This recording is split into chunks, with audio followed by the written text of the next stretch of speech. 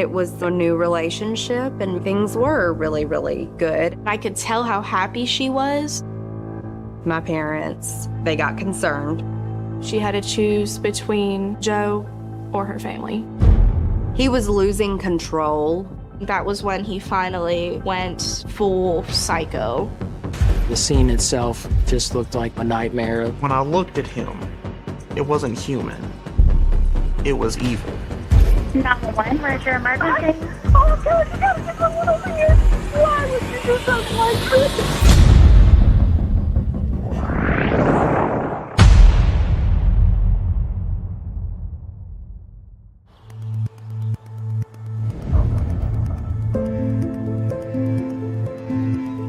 Morgantown for me has always been like a place of community. Everyone is everyone's neighbor. And honestly, like if you don't know anybody there, it won't take 5 seconds before you already have a friend. Like it's that kind of community. My mom and dad moved us here in 91, 92. It was a fabulous place to be raised. I love raising my kids there. We were all living in one house. It was my mom and papa, and then my sister, my parents, and then my mom's siblings, and then Angie's kids were there as well. Angie had a boyfriend in high school, and they actually went on to have 2 children. And then things did not work out between them, and they separated. Well, our parents were not exactly thrilled because both of us became young mothers. They basically were 100% supportive. Yep, we were very, very close. Angie was the best sister. Me and her, you know, we're only 2 years apart. With her, she was my best friend. She was free-spirited. A rainy day, she came into the room, you would never thought it was raining. Oh, Angie was a firecracker. She always had the loudest laugh. You know, that was just infectious.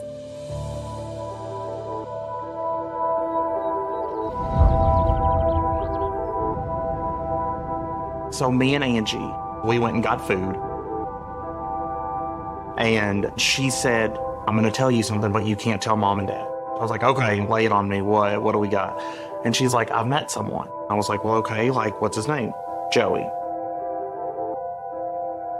I remember her saying that he had come to her work and he was kind of like following her around the store, maybe found her attractive.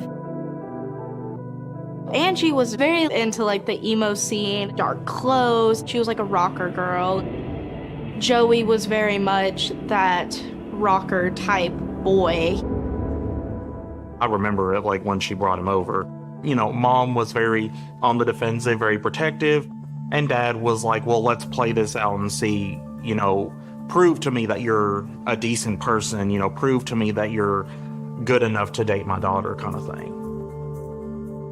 I talked to Joey about that, and I went up to him and I was like, she really likes you, she really cares about you. Please be good to her. He said that he would. I remember the first time that I met Joey. I was at my mom and papa's house and I was sitting in the living room, and that's when Angie walked in with Joey. I remember he leaned down to show me the tattoo he had on his shoulder, and it was a 666 tattoo. I remember his exact words to me were, I got this tattoo to show that even in good, there's always some evil. Growing up in Morgantown, a small community, like, I mean, we were raised Christian, so when I seen him with all kinds of tattoos, like, I was like, okay, like, I don't know really how to feel about this. Morgantown is very small, pretty tight-knit community. Everybody knows everybody, basically. I think with Joey, it was outside of the norm of what you would expect to see in really anybody in our community. It kind of drew Angie in the sense of like this was something different. She seemed happy. It was a, new relationship, and things were really, really good.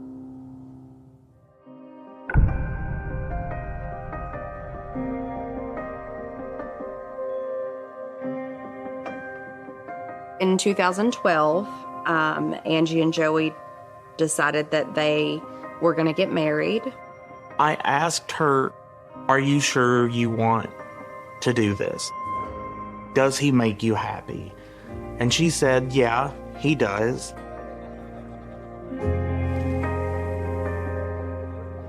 We did a little reception at my uncle's house, and everything went really well. I think in the beginning, she seemed happy. He treated her older two kids okay, and I think that we were happy that she was happy. We were absolutely delighted. And nice to see, her and all the kids, just happy.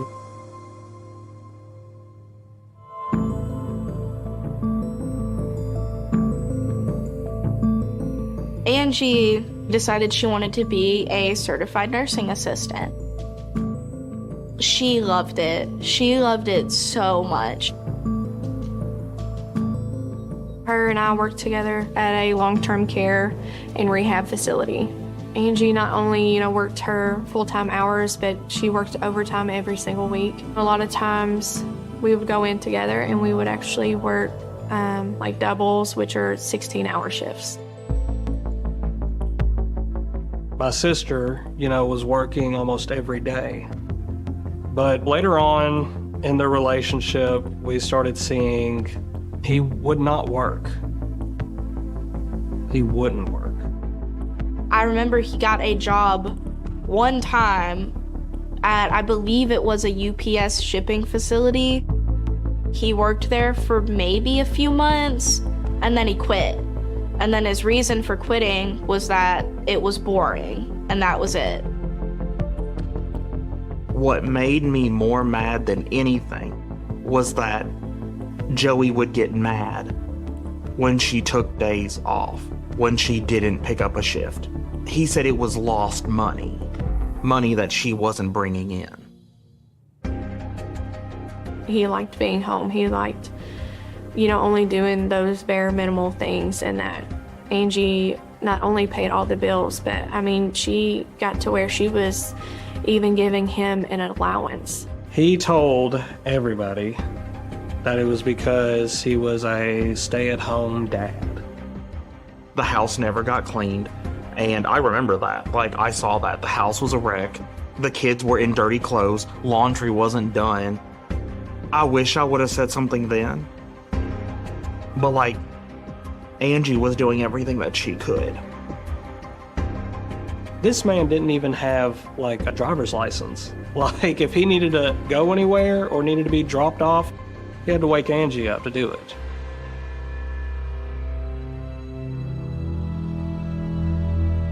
The more I got to hang out over there, I guess Joey felt like he could be more comfortable with, me around. Playing on, video games, he would get, violent, yell, throw the controller. And so for me, it was if he's acting like this, now, what's he doing behind closed doors? Angie, I was like, is he violent towards you? Does he yell at you? Does he hit you? All the time it was, no, he doesn't do anything like that. Joey wouldn't do that. Something in my gut was just I don't like him. I started asking questions, and then Angie kind of lost contact with us.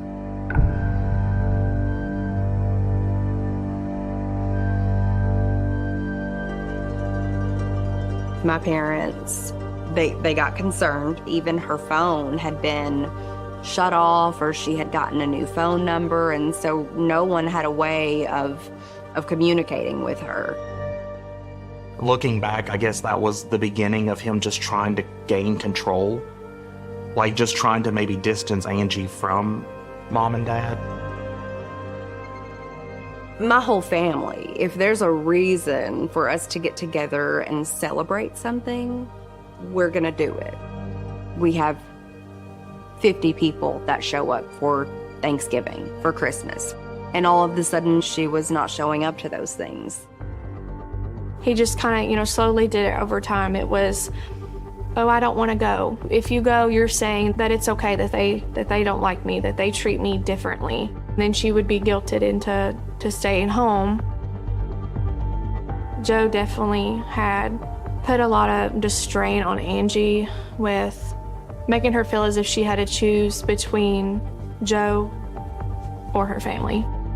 Me, mom, dad, everybody, was blocked. Or like on Facebook, phone numbers, all that. I remember mom crying about it. I remember dad crying about it. I remember they were in the church parking lot and we had pulled up to park and we went to say hi. Joey, kind of shoved the kids in the car, shoved Angie, and they sped out of there. And I remember my mom and papa being like just so upset because they just wanted to see their daughter and their grandkids. And I was worried for my Aunt Angie. I was worried for my cousins. That is what prompted her mom to reach out to the Child Protective Services. That's whenever, I guess you'd say, everything started hitting the fan.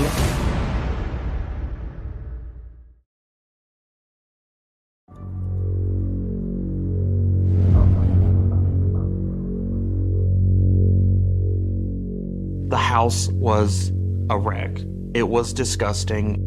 It was awful. Like, honestly, if social services had seen the house like that, those kids would have been removed right then and there, no questions asked. It really did escalate because my parents were so immersed in their grandkids' lives that someone to just say, no, you're not seeing your grandkids anymore, was just heartbreaking for my parents. They were the type of grandparents that always wanted their grandkids around them. They were happiest when they had all their grandkids around them. I think for mom and dad, they feared for the safety of the kids, and I think they knew that maybe they could do something to help those babies.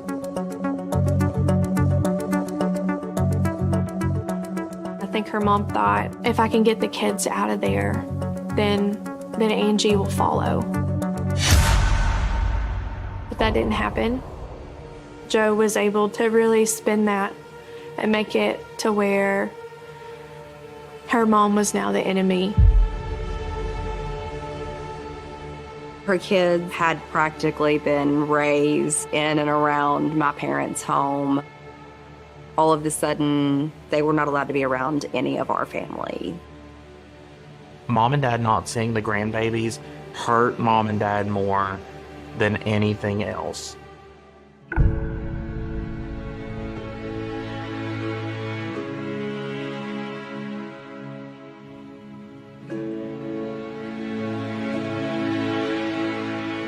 I remember Angie reaching out to dad. She came to the house and she started crying and she hugged dad. And she's like, I'm so sorry for everything that I had done. It was heartwarming, I guess. But it felt good because it was a bridge. It may not have been a sturdy bridge, but it was a start.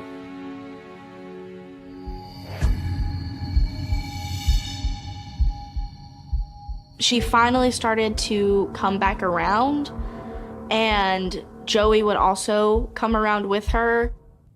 They would typically visit for about an hour at a time. It would be an hour on the dot, and Joey was, okay, it's time to go. We need to go home now. It was like she was a prisoner, and this was her hour of recess.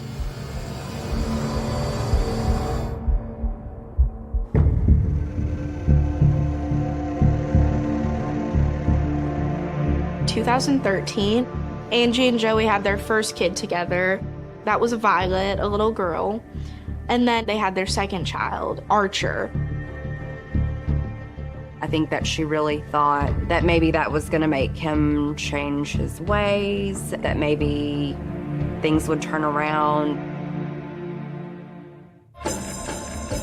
Shortly after she had Violet, I remember her telling me she couldn't be around any other men at all without Joe. He would, go through her phone, her text messages, her Facebook, and then that would turn into, a confrontation with him. He would push her, he would hold her up against the wall. When he got something in his head and wanted to fight about something, there was no getting away.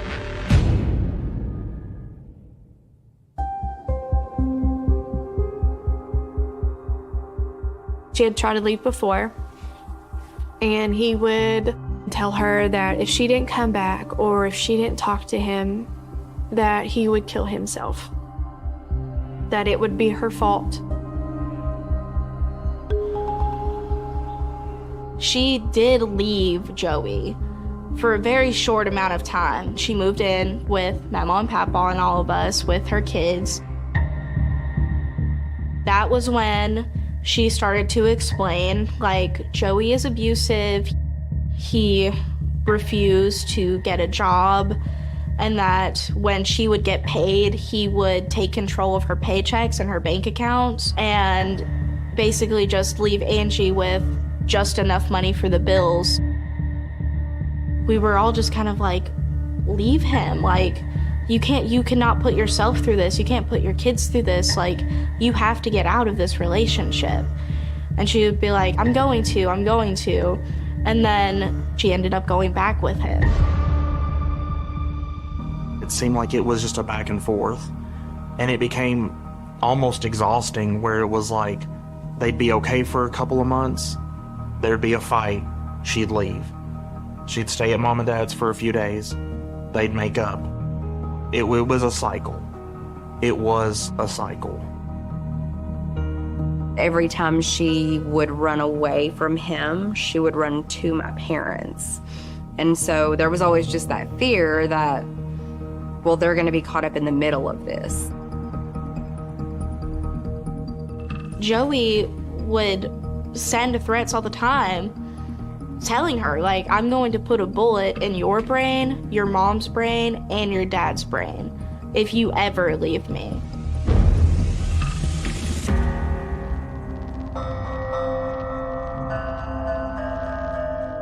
Joey came to the point where he was being more aggressive, being more violent, and Angie, she knew she couldn't do anything if she was dead. She couldn't protect her babies if she was gone.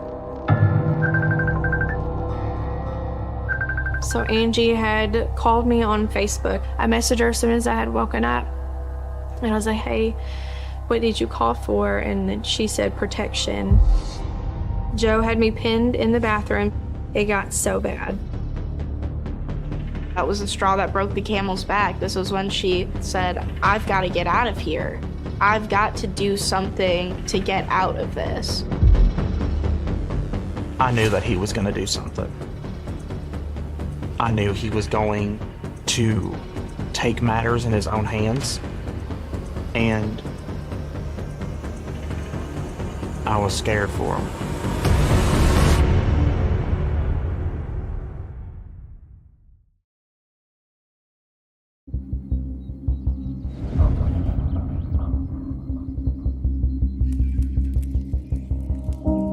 We are all at my cousin Renee's house, and we've got, a fire going, and we're roasting marshmallows. I see my mom answering her phone, and I said, what's going on? She said, don't say anything. Angie left Joey. And again, in my mind, I'm just like, oh, here we go again, for the umpteenth time. I sat there and I remember saying, I was like, I won't believe it until the divorce papers are signed. I told them that. I was like, I won't hold my breath. She was different this time, and she was done. And it was very evident that she was done.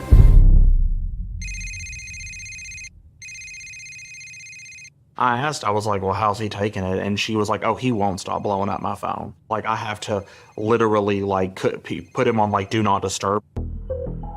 And I'm like, really? Like, that much? And I was like, so now that he realizes what he's done and what a piece of trash he is, now he wants to come running back. And Angie's just like, he's got nowhere to run to. She was like, I'm done with him. I loved hearing that. That was like a weight off my shoulder. Those first couple of months, I was skeptical and I was thinking, okay, like, this probably isn't gonna last long, but I'll just enjoy it while it is, you know?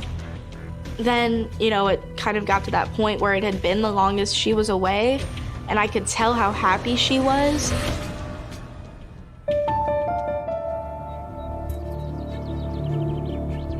It's like 7 a.m. I'm sitting there in bed and I just, hear, a knock at my door. Then the door just opens and like she's standing there, hands on her hips. She goes, "New me. The world is my oyster." She's like, and I am finally taking a hold of my life. We were thrilled. I mean, the whole family, it was basically like a party. I mean, we were so happy that she had left him.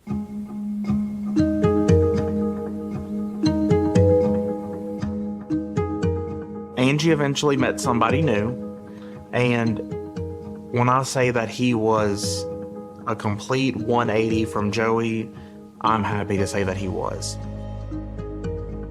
Like, she didn't have a bad word to say about him, Wes, I mean, he loved her so much. He was just smitten with her.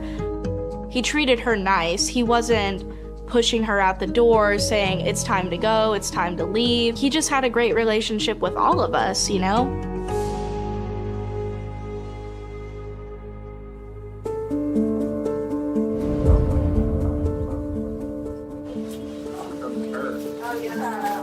Christmas was really great. We had everybody there. And it was probably one of the most, like, stress-free Christmases that we had, especially with Angie. We knew she was done with Joey. We knew that this chapter was kind of closing, and we were just so happy for her, and happy for her kids, and it was just really great.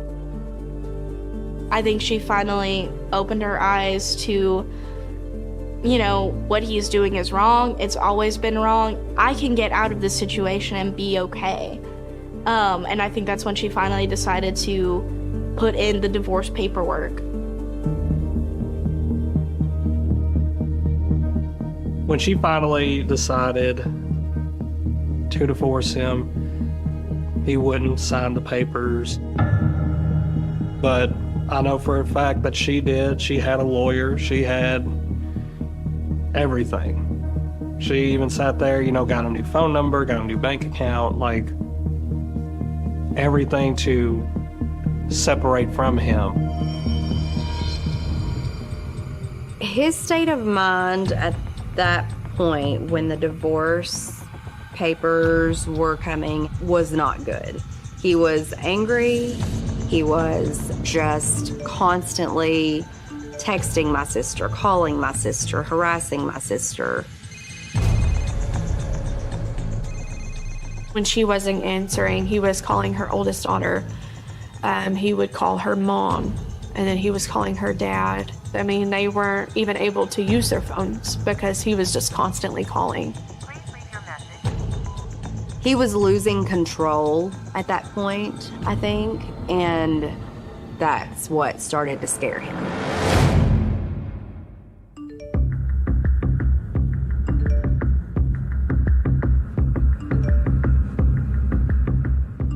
Joey started to tell Angie that he was depressed and that he wanted to kill himself, and started saying, like, some very disturbing things.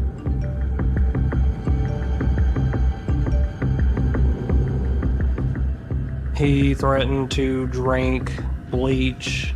He also made the comment that he was going to do it whenever he had the kids. She told him She doesn't feel comfortable leaving the kids with him by himself because she was worried that he might actually kill himself in front of them, and she didn't want her kids to see that. And so she told him, like, I need you to get help. I'm gonna keep the kids away for a little bit. I think that was when he finally went full psycho. He did threaten her life. He said, like, if I can't have you, no one can. He threatened mom and dad. One point he said, if there was a real life purge, he was like, I'd go to your mom and dad's house and kill them. Her lawyer did suggest that she gets a emergency protective order against Joe. Her and her lawyer had decided it was best to have no contact, no telling Joe where the kids were, of what, they were, what they were doing. It was basically just gonna go cold turkey. Myself, my parents, we all said, we're scared for you. We're scared for you, Angie. I'm scared of what he's gonna do. What if he shows up? This is one of the texts that Joe had sent. Okay, I'll give it to the end of the day. Then, like I said 2 days ago, I tried to play nice, tried to leave it be, but now you are not replying and not answering, so I will be handling things accordingly. Reading this, I don't think that she was thinking that this meant that he was going to show up with a gun to her home, but now we know that that's exactly what he meant.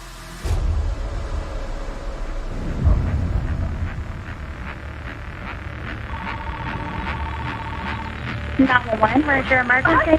Oh my God, my son! He just... Oh God, you gotta get someone over here! Ma'am, what is your address?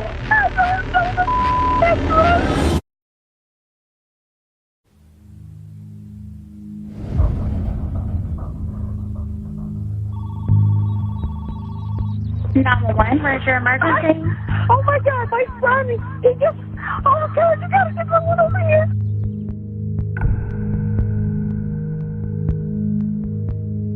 I just brought my son here to pick up the kids. Oh, why would you do something like this? Jesus Christ. Oh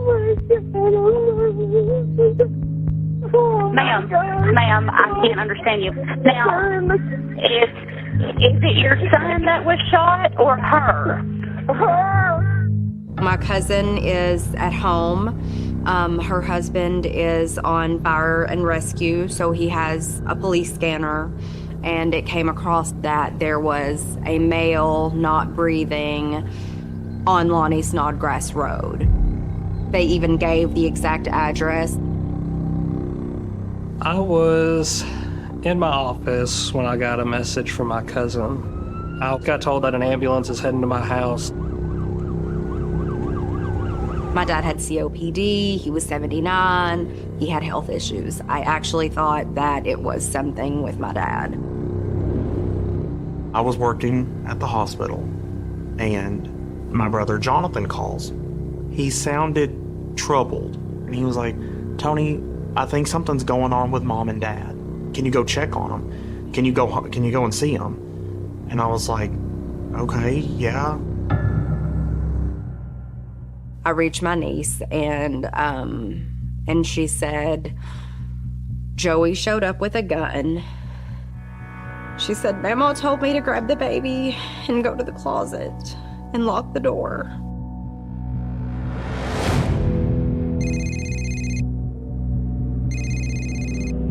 Please leave your message. I'm calling my mom, and I'm calling my mom, and I'm calling my mom, and she doesn't answer. I was at work that day when I got the call from the Kentucky State Police that we'd had a homicide. When I got to the home and made entry into the home, obviously it was unlike any crime scene I'd ever been to before. The current time is 11:10 at the scene of a shooting. Be doing a walk through the residence. As you breach the door threshold, Miss Carey was located prone on her back. She had substantial wounds evident of gunfire. A few further feet inside the residence was Miss McGranahan. To the area on the wall and just above her head was a blood pattern impact that indicated that she had been shot at close range. Located on the couch of that residence were multiple casings, indicating that Joseph Carey had entered the threshold of that door prior to firing on Lupe McGranahan. We're currently in the living room area, transitioning into the dining room, kitchen, magazine floor, multiple shell casings. As you made your way in through the residence, was various casings scattered across the living room and the dining room floor, kind of indicating the path that Joseph Carey would have taken as he had entered the residence. This is the laundry room area. Additional individuals deceased. Chuck Woody actually was located inside the utility room. It appears that the incident was contained to the interior of the residence and the front driveway. You know, the scene itself just looked like a nightmare and a normal life of people that had been interrupted by, just a horrific event.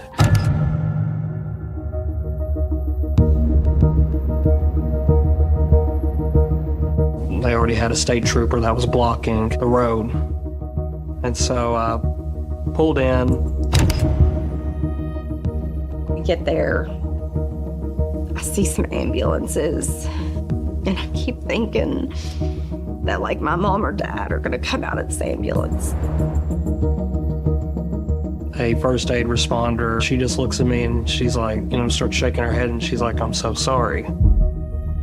She told me that Joseph Carey showed up with a gun and shot and killed my sister, my mom, and my dad.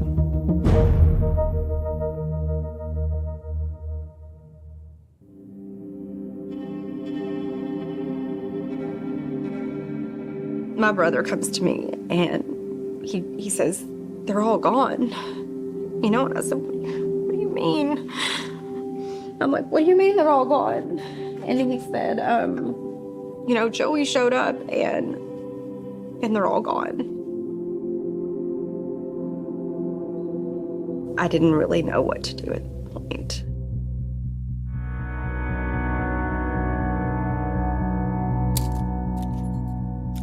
We remember seeing Joey get taken in a police car. I remember that. I'll never forget, I locked eyes with him too. And when I looked at him, it wasn't human. It was evil.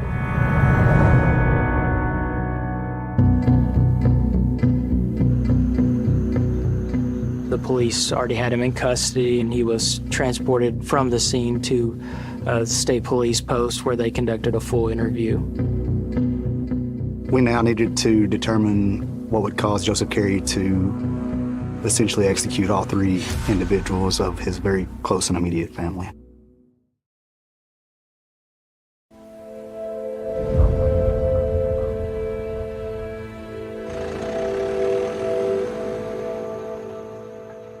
I wasn't there. I didn't get to speak to you the first time.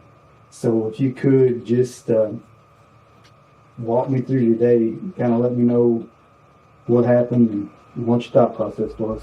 I went down to go speak to Angela, the mother of my kids, my wife. She came to the door with the door closed and was like, "You need to leave." I said, "Can I just see the kids? That's all I want." And she said, "You can talk to them through the door." Mr. Carey, he had stated that he'd gone to the residence to get the children. I believe they were in the process of getting a divorce, and that he was trying to see the children. And then that's when Lupe, Angela's mother, told Chuck to get the shotgun because I was staying too long. And that's when everything kind of went chaotic. She said, "Go get the shotgun."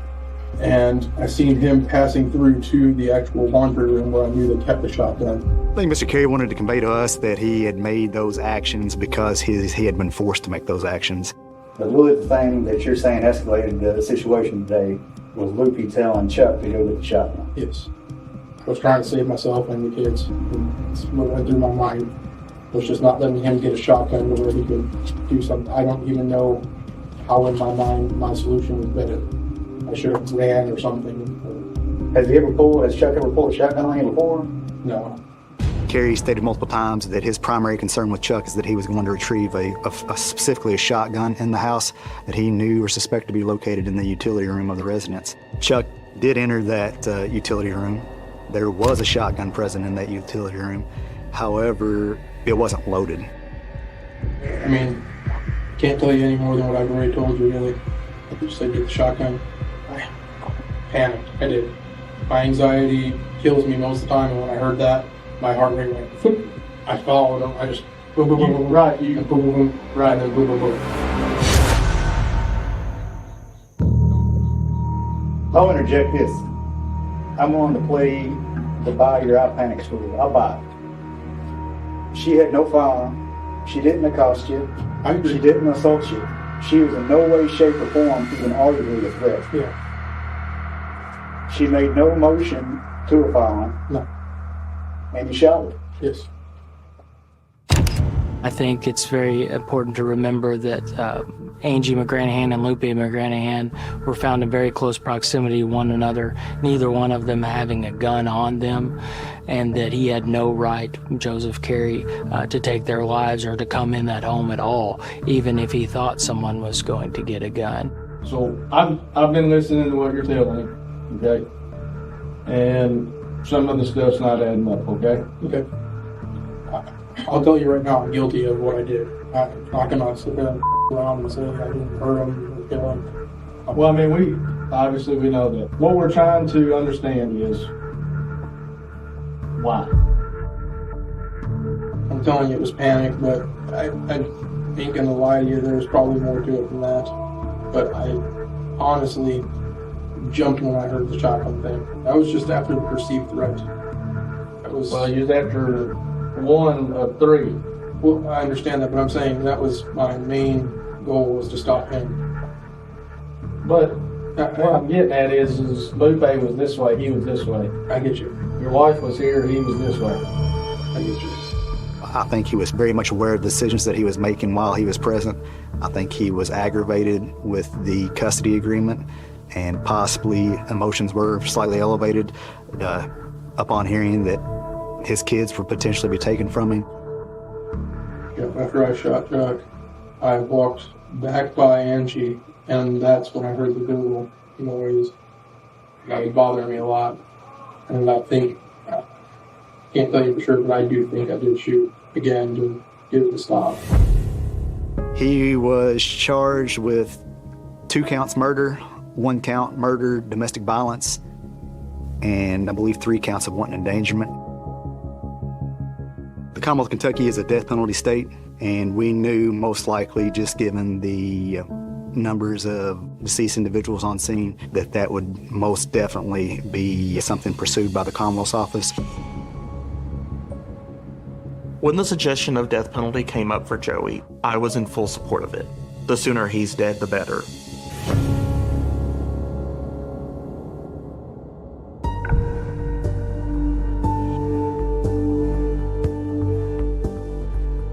I'm not gonna lie, the plea deal turned my stomach. After the evil you committed, you somehow still think that you're worthy of a plea. It was only after Blake explained that with a plea deal, it's done, it's over, there was no appealing. It was life in prison without the possibility of parole.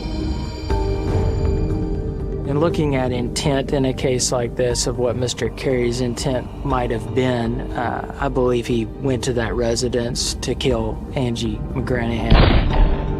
I believe that Lupe and Chuck's deaths were just a result of them being in the wrong place at the wrong time. Joseph Carey shot Angie simply because she made it very clear that he was not going to have access to the children. It was obvious that this was really just a cold-blooded, brutal murder of 3 people, 3 lives taken away from a family. that just really added another level to me of evil.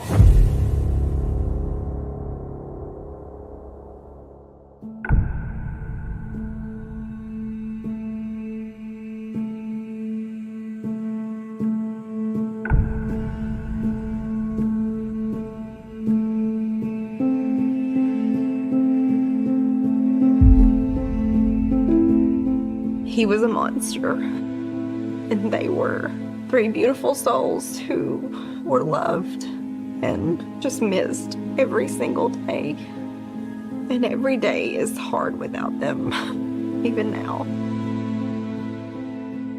They were definitely a safety net for me. You know, I felt like I was a tightrope walker, you know, and if I did fall, like, they were there. My sister lived for her kids and ultimately died for her kids. And there's no greater sacrifice, you know. I can't sum up one thing I miss about Angie. I miss my best friend. I miss my storyteller, my secret keeper, my confidant. Because she was that and more. And not a day goes by that I don't think about them.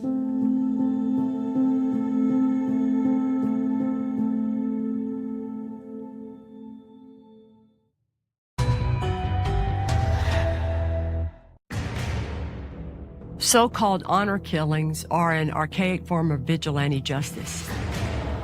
These killings often target women who have defied their husband or father's moral code or religious beliefs. They only used to occur in certain Middle Eastern nations. But today, honor killings happen in the United States, even in big cities like Houston, Texas.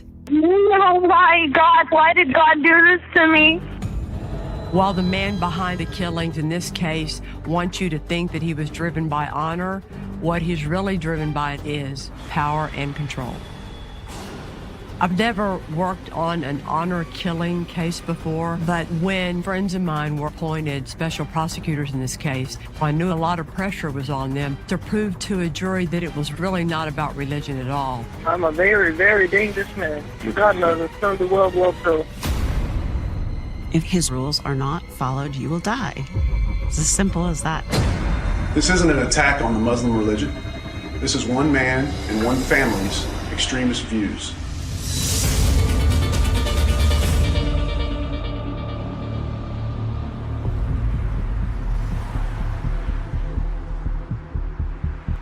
Around midnight, my phone rings. It's the desk officer informing me we got a case. It's in the Sugar Hill Galleria area of Houston. When I pull into the driveway, I'm met by the patrol officer that was the primary unit on the call. He found this car running with the tires spinning on the pavement, and at that time he saw the victim laying across the front seat, slumped over the console. It's a woman who's deceased. She was shot in the head. We called the medical examiner's office. They took possession of the victim. We were able to then collect evidence in and out inside the car. There was part of a bullet fragment recovered on the ground. There's a cell phone in the car, in the purse in the front passenger seat. In her purse, we found her wallet with her driver's license. It revealed her name was Gallery Bagherzadeh.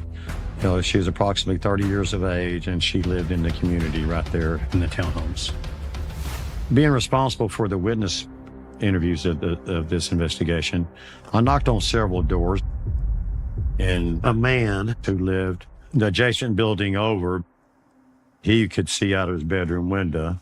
He saw a silver or a light blue Camry or a Honda Accord fleeing from the scene. But the witness doesn't get the license plate. He also had no idea what the driver looked like. We go back and we're still going over the scene, and then we meet with Robin Bandar. We were told that he was on the phone with Gallery at the time of her murder. how he's talking to her as she was driving home, and then he heard something. The line was still open, but there's nothing there. He's calling her name, Guillory doesn't respond, and he heard like a thud, and he was concerned that she may have been involved in a car accident. He drives to the townhome community where Guillory and her parents live, and he sees the police cars. Robine appeared to be upset, concerned, didn't know what happened. We explained to him that she's been shot. Guillory was murdered. After we concluded our scene investigation and the vehicle was removed, we walked to Guillory's parents' house to make a death notification. It was very emotional. Her mom just broke down, tears running down her face. Heartbreaking, for somebody to have to go through that. When Robine Bandar shows up at the crime scene, he had been on the phone with her, so they have to take a good hard look at him to see if they have a motive, if they're upset, if he plays any part in all this. Robine, he tells us that several years ago, he and Guillory had dated shortly, and now they were just good friends. He says she was driving home, probably a 45-minute drive, and they were on the phone the entire time. Guillory told him that she had been at Corey's, her boyfriend's house, and so we needed to talk to Corey because he was one of the last persons that saw Guillory alive.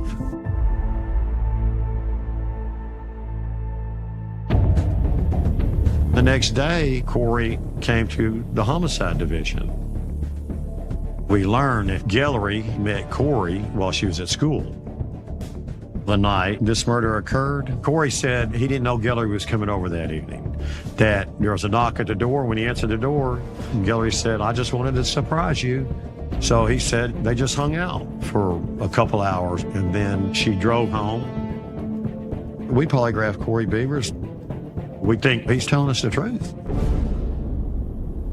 The initial impression by the police department is that these people are believable and that they're not involved in the murder of Guillory. But it's not a waste of time, because the more people you can talk to get a feel for what's going on in the victim's life, the better your investigation is going to proceed.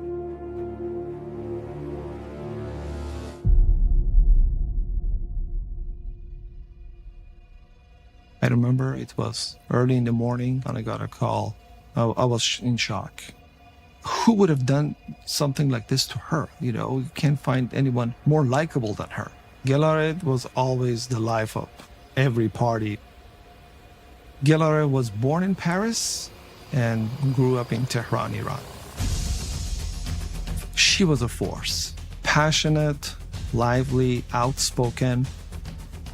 Back in the day, there was a movement. This was right after an election in Iran, which was taken away, or at least that's how people felt. It was a one-party regime which told everybody what to do and how to live their life. So there were mass protests in Iran, and we just showed our support. In Houston, we worked together, planning events, hosting events, talked to the media. Our goal was to be the sound of the Iranian people, so people in the United States would be aware of what is happening. She was the one who would be there first and leave the last. Guillory was the forefront of every event.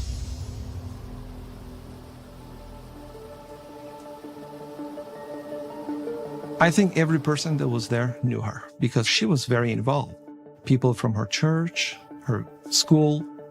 It was just such an emotional moment.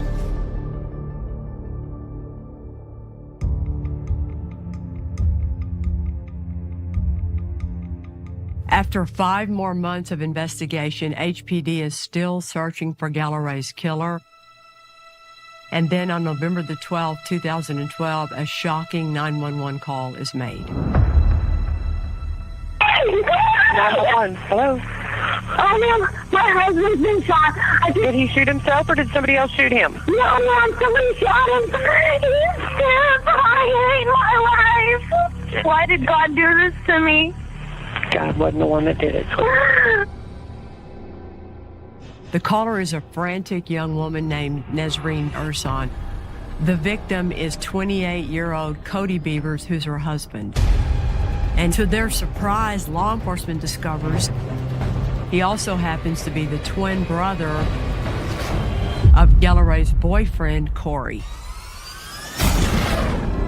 I met with Nesreen, and I'll never forget what she said to me. She knew this was going to happen. He always threatened that he'd pull a bullet between my eyes and between my boyfriend's eyes. When we popped the vent off, there was these GPS devices. One of them showed the date of Cody Beavers' murder.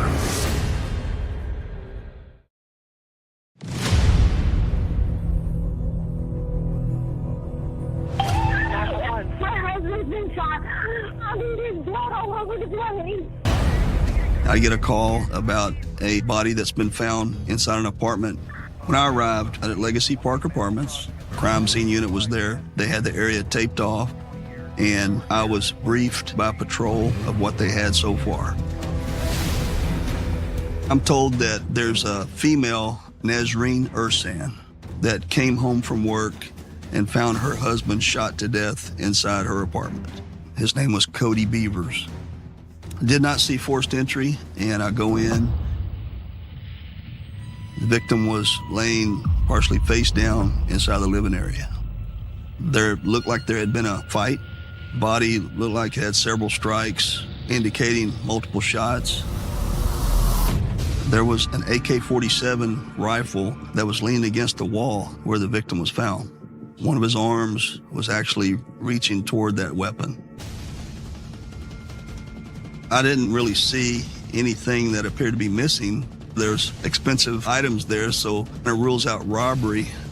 It appeared to be a small caliber gun from multiple shots on the victim's body, but we didn't find any shell casings. Anytime a victim is found by his spouse, you're always going to start with, the spouse. And I met with Nesreen in my vehicle, and I'll never forget what she said to me. She told me, "Sergeant Duce, I have a lot to tell you if you're willing to listen to me." And I said, "We're going to go to our office." And that's where we went. And then we sat and talked. Nesreen told me that her and her husband, Cody, had met at school, and they had been married a short time before Cody was killed. She told me that they were afraid that this was going to happen, and that she was quite sure that her father, Ali Ursan, murdered Cody Beavers. My dad always threatened that if he ever found out that I had a boyfriend, he'd pull a bullet between my eyes and between my boyfriend's eyes. Nesreen explained to me that her father was a very devout Muslim from Jordan. Ursan had 12 kids from 2 people. He was very controlling, wanted to control her and any of her siblings' movement, wouldn't let her date, wouldn't let her go out with other people. And she and her siblings, as well as his second wife, Shamu, had been beaten and abused regularly by Ali Ursan. But Ali let Nesreen go to school at MD Anderson, and she got Americanized. She met Gelleray, and she also met Corey Beavers, who introduced her to Cody Beavers. And they fell in love. All right. I know it's hard. Gelleray, you have to wait. At that time, Nesreen stopped being concerned about her father. She was seeking to live her life. She was seeking to not be held captive in the ways that Ali Ursan was trying to force her to live against her will. Ali Ursan found out about Nesreen seeing Cody Beavers, and he showed up at her school. He caught her, and then she was taken home and then not allowed to leave. He kept her hostage. He was beating me almost every single day. Your dad? Yes. But Ursan would make trips out of the country. He left and went to Jordan. While he did, Nesreen ended up climbing out of a bathroom window. She ran away to live with Cody Beavers. Ali Ursan returned from Jordan, and now He's looking for her. Cody and Nazreen secretly got married and found an apartment at Legacy Park Apartments in Houston. But Nazreen knew that her father was stalking them. He knows where I work, but he also knew where I lived. They described seeing Ali Ersan's silver van at Legacy Park Apartments, and that it would slow down and be outside watching. And so they would take precautions to park away from their apartment. They bought an AK-47 rifle because they were afraid of her father.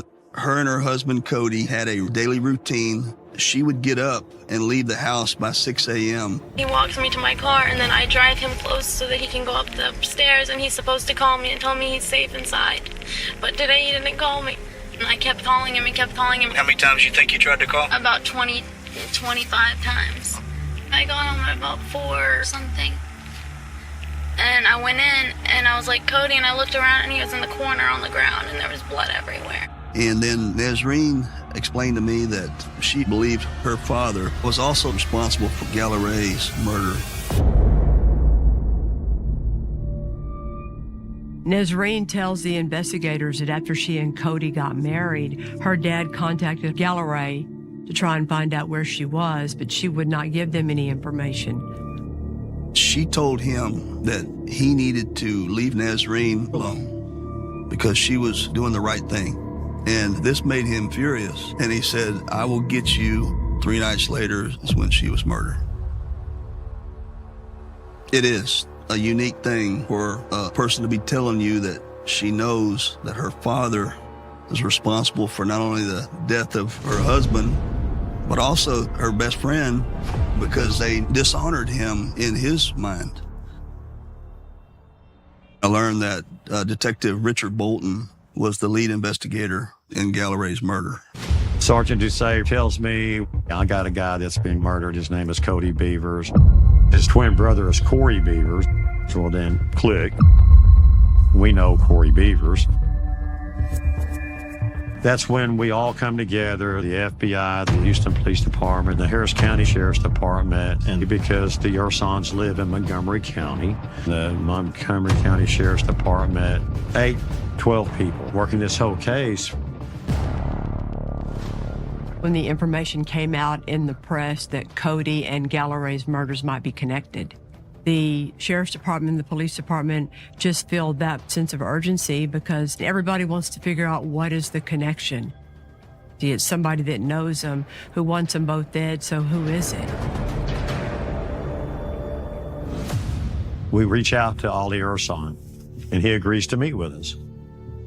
People believe that because of the relationships you have with Nazreen and not approving of her dating this guy that she's married to now, that you would cause harm to Nazreen. I never given that impression. We asked him if he knew Cody Beavers, and he denied that he'd ever met him. Have you ever threatened her or her husband? I have not talked to them at all. Okay.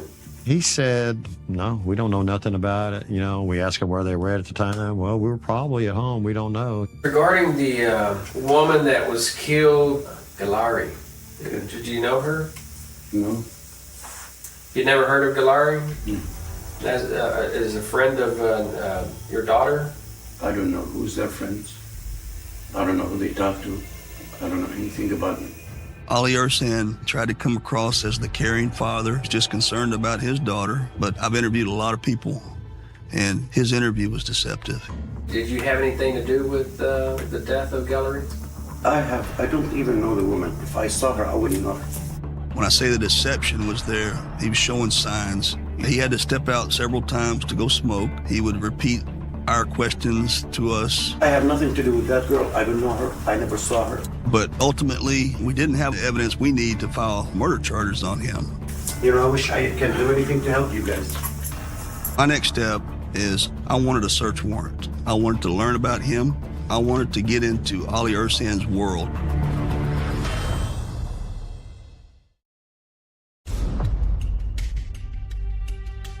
We talked to Nazreen again, and she went through everything about her father. Tell me what you're your dad's name is again? He has multiple names, but the one he goes by is Ali Ersan. They learned that Ali immigrated to the United States in 1979, and he married an American girl who was only 17 years old, getting her GED at the time, named Robin Dahl.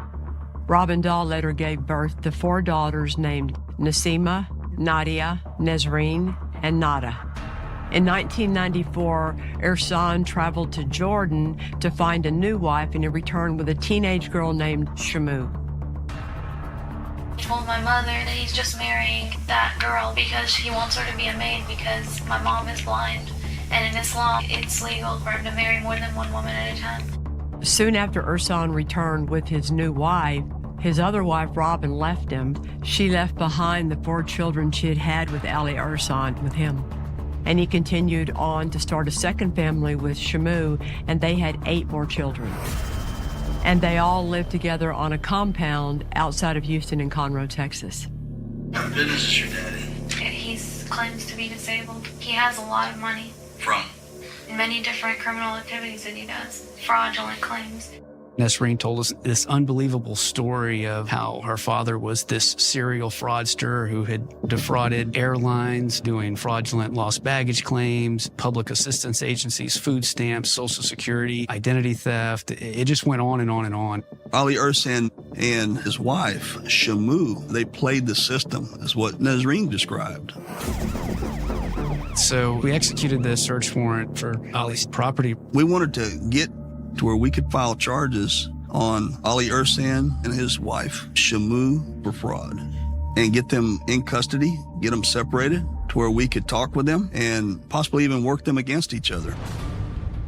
We recover almost 200 credit cards. That's somewhere in Ali's name, and the rest of them in other family members' names. We were able to get enough information on the fraud case to where we could file charges.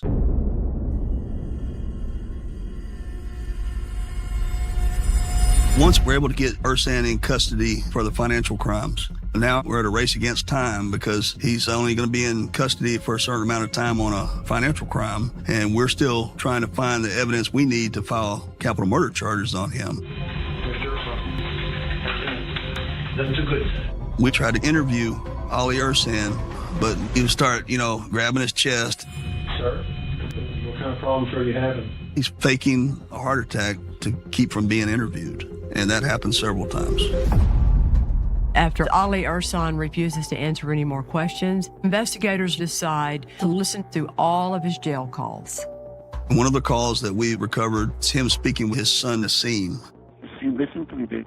I'm a very, very bad man. I don't know how many lives have to be lost.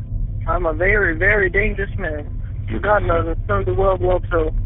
The investigators begin to wonder if Ali Ersan's son Nassim is possibly involved in the murders. Listen to me. We need you. You are the man of the house. There were a few people that knew, and now they can't speak. We thought maybe this is Nassim Ersan getting as close as you possibly can to confessing to murdering people without saying their names or saying I pulled the trigger. We didn't have enough evidence to file capital murder charges on them, but in the evidence from the search warrant, there's an envelope that had been found in the glove box of Ali Ersan's van, and written in handwriting is the license plate of Gallaray's vehicle. This leads the investigators to do a search for any traffic stops in the area on the night of Gallaray's murder. Shut your door for me. And they find a traffic stop where Ali Ersan is speeding in the area on the very night of Gallaray's murder. That wife in the car? Yes. Okay. Here's your backseat passenger. Which one? Well, lo and behold, from the time our 911 call for Gallaray's murder to that stop was like 40-something minutes. The time of Gallaray's murder compared to the time on that traffic stop, that would have added up to the amount of time it would have taken them to get to that point. And they were in the same kind of car that a witness described seeing speeding away from the murder. At that time, we had surveillance on the Ersan family, on their movement, learned about their vehicles, learned everything that we could about them. With FBI's resources, we have some aerial surveillance of Ali's sons hiding something that appears to be a secret compartment on top of the roof. There was a vent on Ali's house. It's like the eve of your house. Based off this surveillance, got another search warrant, went back to Ali's house, and we're up on top of the roof looking for this hidden compartment. But you could tell that the vent had been tampered with. When we popped the vent off, there was these GPS devices that had been placed up inside that eave of the house. You know, the ones that you used to sit on your dashboard when you drive around.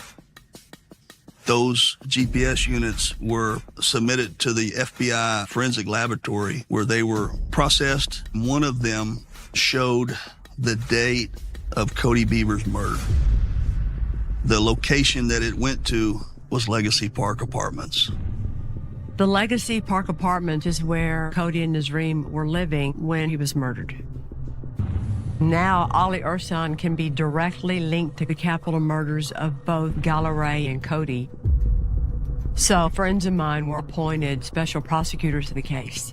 Ali Ersan was charged with capital murder of Galaray Bagherzadeh and Cody Beavers, and his son Nassim and Shamu, Ali Ersan's second wife, who were charged with the murder of Galaray Bagherzadeh.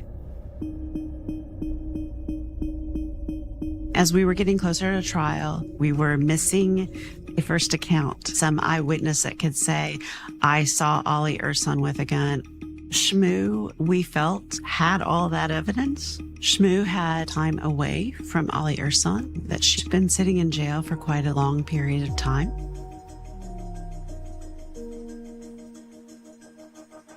Some part of his control over her had been broken, and she knew she had to tell the story. So we approached her attorney and asked if she wanted to cooperate. They said yes. And at that point, Shmu was forthcoming.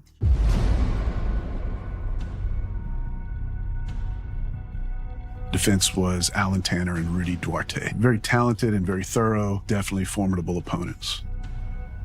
We felt the defense would definitely play on the cultural religious tenet, and the fact the case was very circumstantial. Pretty sure the fallback defense is picking apart the prosecutor's case piece by piece, witness by witness, and arguing reasonable doubt. I want the jury to understand that Ali Ersan was responsible because we all believe Ali Ersan's a dangerous guy. We thought that if he were to get out, he would probably retaliate against every person involved.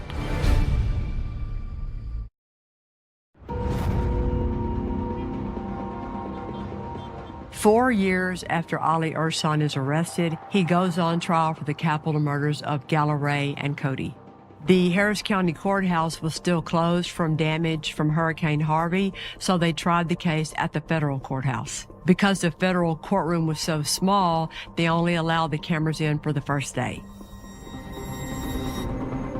This isn't an attack on the Muslim religion. This is one man and one family's extremist views that were taken to the extreme. In the past, I handled 2 cases involving religion. Defendants named Bhageshwarna and Sharma, and also Pastor James Eugene Tucker. In those cases, you try to walk the line of not belittling or demeaning anybody's religion while making the point that what this is really about is one man's control or power. He wanted to kill all of those involved in bringing shame and dishonor in his mind to his family. We wanted the jury to understand the evidence was pretty overwhelming, like the GPS devices that Ali and Shmu had on their car really laid out an unbelievable number of trips to these locations that the only explanation for them being there is to stalk and kill these people. She's going to tell you she was kidnapped. She's going to tell you she was handcuffed and beaten by her mother, Shamu. She's going to tell you all sorts of things, and I don't believe them.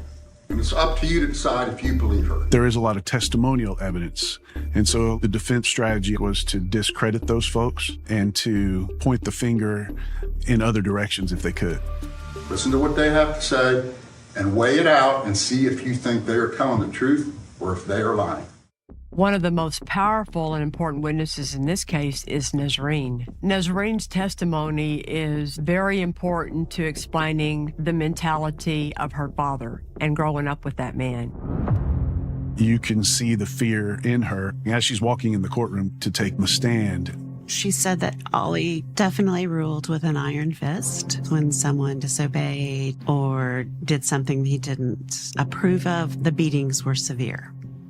And she said that where the Urson family lived, it was a compound where he controlled who came in, who left, and what happened while they were there.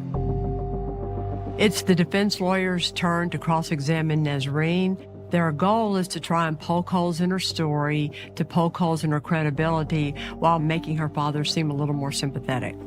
Alan Tanner is cross-examining Nazreen. He's doing a great job of bringing out, hey, he wasn't all bad. He did some good things. He, for instance, gave y'all pets. You remember this? And she agrees, yes, he gave us a pet. And you remember at one point he bought you a monkey, a pet monkey. Yes, I remember that. And then he killed it. I thought, well, that didn't go the way they planned. There's only one person who can give an inside account of both of the murders of Galaray and Cody. Ali Urson's second wife, Shmoo. Shmoo was with him each time and knew what was happening, the planning, the plotting, the thought process, the facts of the brutal murders. She did not want to testify in front of him. She was still scared of him, and she was scared actually of her own sons. I had asked her to please look at me and not look at him to try and alleviate some of the fear. She laid out when Ollie decided it was the night that Galaray was going to die. They saw Galaray leave the Beaver's address, and they followed her. When she went back there to turn around, they blocked her in. The same's the one that went up there and shot her. Shmoo laid out the morning of Cody's death. She said they knew at that time from making various runs that Cody didn't lock the apartment when he walked Nazreen down to her car. And so she detailed they were waiting for them to leave the apartment, going upstairs, and laying in wait for Cody to come back. Just her matter-of-fact demeanor and laying it all out, it was shocking. The defense's position was she was just lying and she was trying to get revenge. She got a deal, and so she was just going to say or do whatever to benefit herself. The problem with the defense's line of attack was it wasn't just Shmoo's word that we had. We have the GPS. So there was objective evidence to back up what she was saying. The state rested their case, and then the defense called Ali Urson to the stand. You gotta believe that his lawyers advised him not to do that, but they probably knew no one's ever been able to tell Ali Urson what to do. He presents himself as a adoring father that wanted his children to make good decisions that would go along with the Muslim faith, and that he was not happy about what Nazreen had done, but he certainly would never have harmed her. He's trying to say that Nazreen, she's the reason he's here. She is making a lot of this up, and that she's the dangerous one. We're fearful that the jury's going to think Ali Urson is an affable older gentleman, patriarch of his family, loves his children. That is what he wants to portray to the jury. But I know Ali Urson is about power and control. Most of the times when you're cross-examining a witness, you're asking questions such as their yes or no. You're not really allowing them to expand on their answers. I knew Ollie was never going to do that, but I knew how important it was to maintain my composure and just continually ask my questions until I got an answer, not what he wanted to tell the jury, but an answer to my question. It was justice that a woman got to cross-examine Ali Urson. Ali does not think much of women. He certainly does not think that they should be allowed to question him. He did let his irritation for the way I was conducting my cross-examination be known to the jury. He is staring daggers at Marie Prim, and he's got 2 pencils in his hand. He looked at me and angrily busted the pencils, and it scared the jury for my safety. I thought, who better to convince the jury of what kind of person you are than yourself? And you just did it.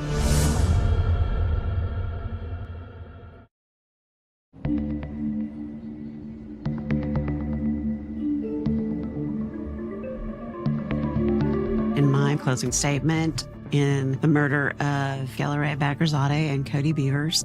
I want the jury to know there is not a tenet of the Islam faith that told Ali Ersan to commit these acts of cruelty. The decision should not be a conviction of the Islam faith. It's a judgment on Ali Ersan.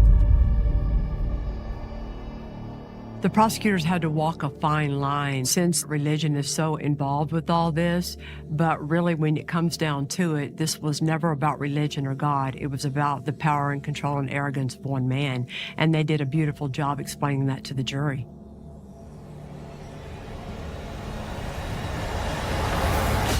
I don't think the jury was out an hour, and they found him guilty. It was a long time coming.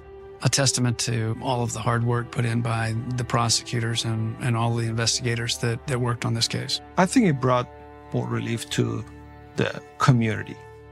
They just wanted justice.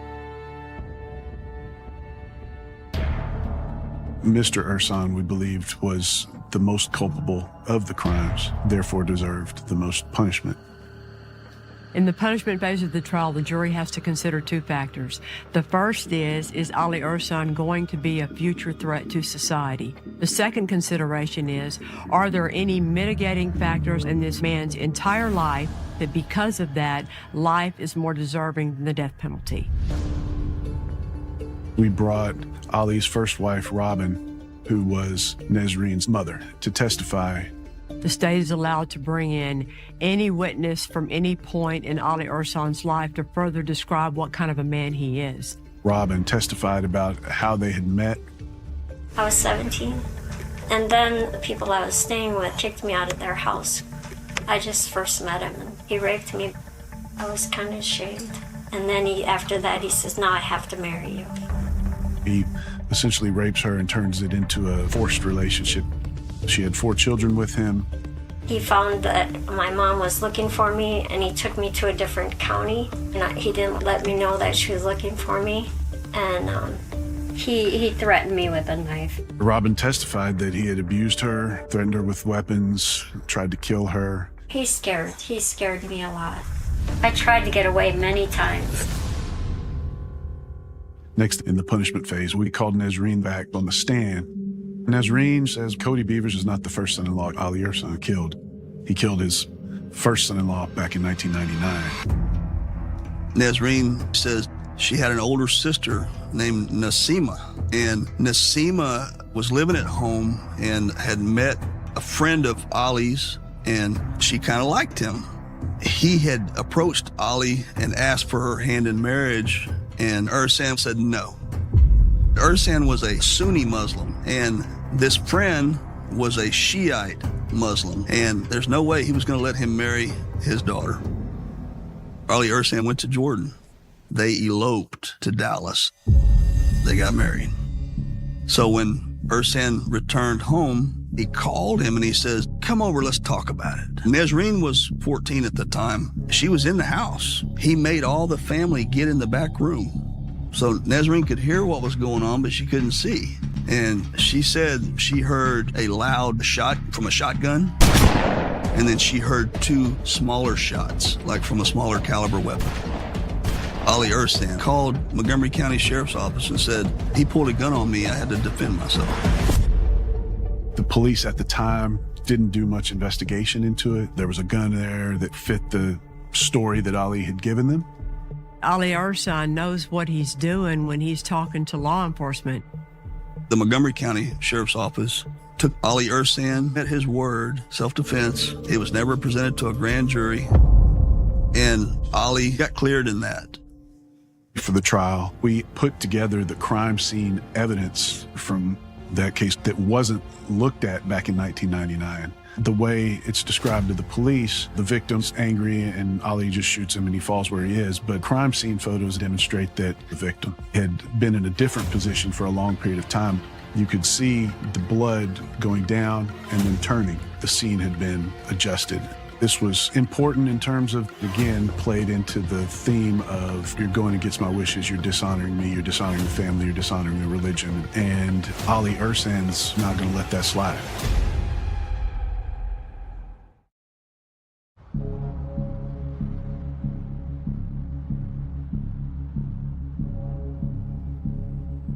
In the punishment phase of the trial, the defense has a hard battle, but they try to humanize Ali Ersan as much as they can.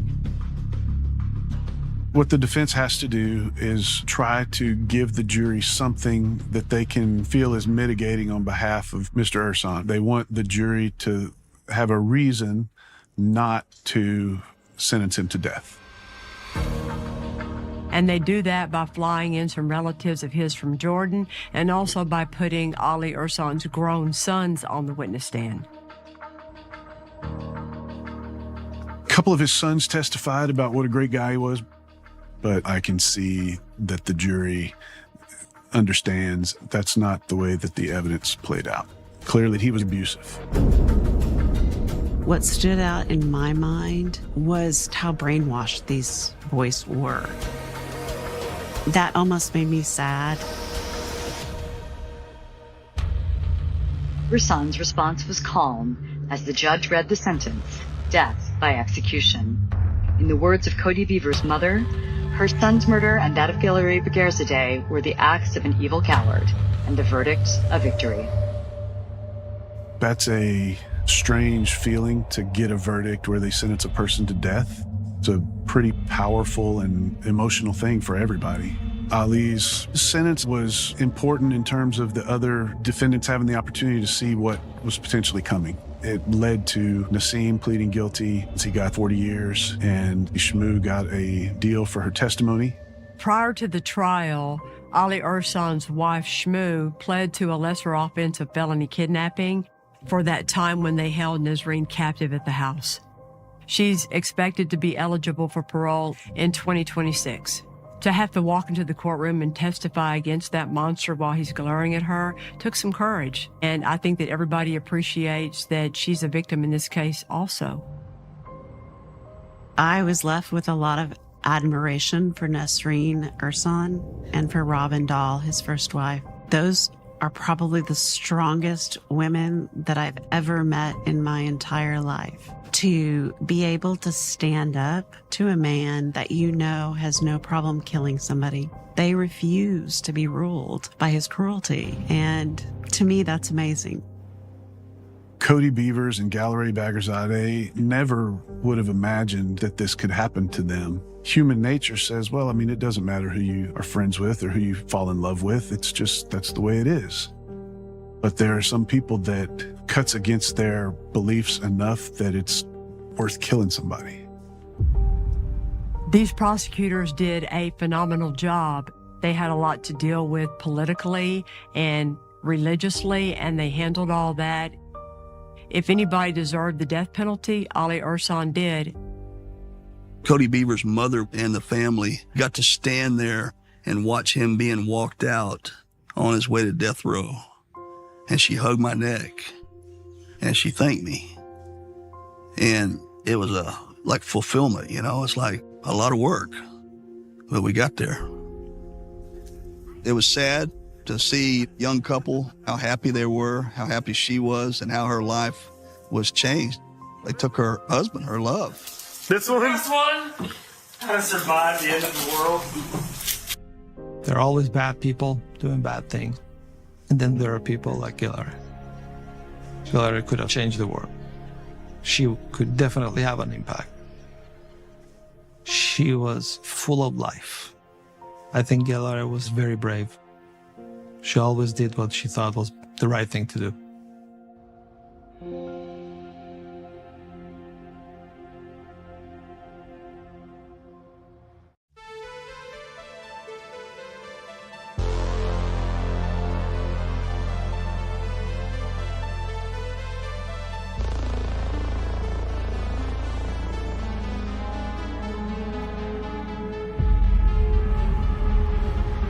Andrew Gustafson lived in Townsend, Massachusetts with his wife and his 2 children.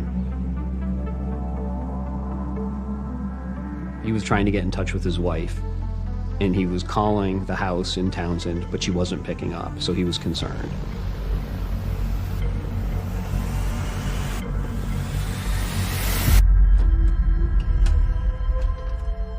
He came home and he found no sign of life at the house.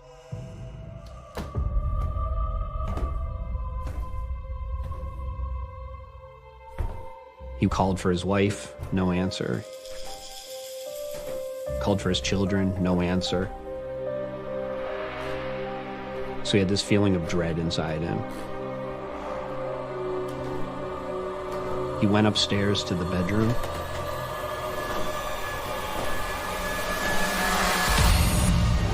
And his wife was lying face down on the bed with a bloody pillow on top of her head. He didn't have it in him to go looking for the children, so he called the police and waited for them outside. This was just a horrific, horrific scene, and something that does not happen in little New England towns like this. So people were terrified. The entire area was terrified.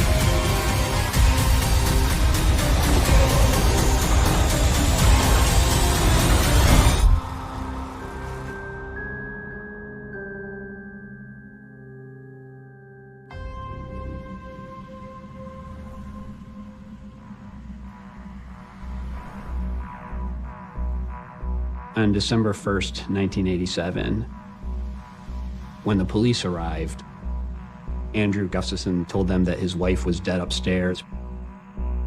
She was also several months pregnant. And they questioned him, "How do you know she's dead?" And he said he just knew, and said that his children were probably dead too, but he hadn't gone to look for them. So the police didn't know what was going on. I was notified by the state police headquarters of an unattended death in Townsend. We went upstairs, and in the bedroom, I observed the body of Priscilla Gustafson on the bed. I saw what appeared to be bullet holes in the back of the pillowcase, or the pillows that were on her head. She was partially clothed. One hand was tied to one of the bedposts, and on the nightstand was a half-empty bottle of beer, which I thought was very strange, and an open condom packet.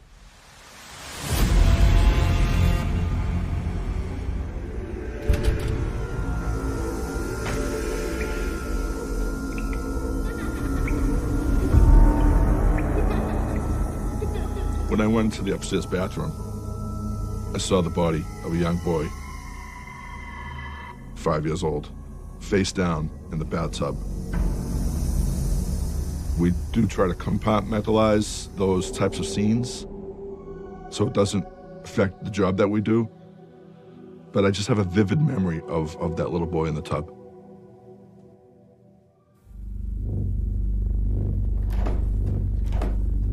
And on the first floor was the body of a young girl, fully clothed, drowned in the downstairs bathtub. To think what it would take to drown William and Abigail, just two innocent children, and not just killing them, but drowning them. That's physically hands-on, holding somebody under the water until they die. For someone to do that, it's beyond words. It's beyond evil.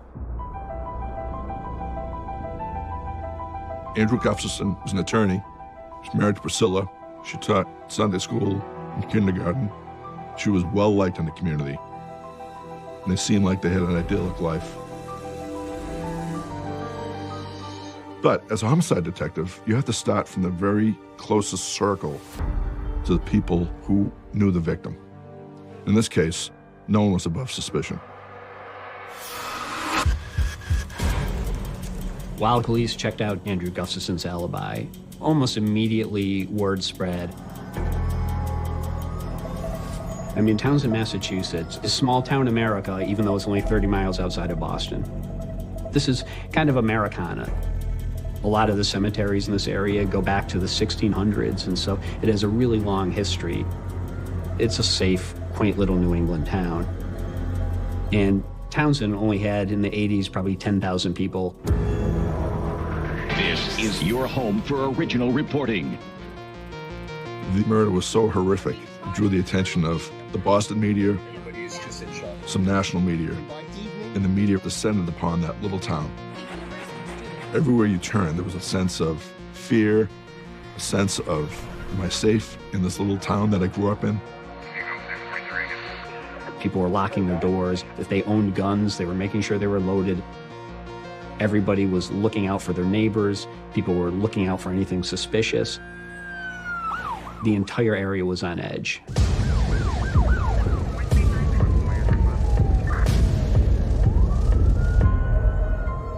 So police checked out Andrew Gustafson's alibi, and it became clear he was not involved in the murders. This poor man lost his wife, lost his baby, and lost his 2 children, all at the same time with no known motive. It must have been just the worst possible day that anyone can imagine.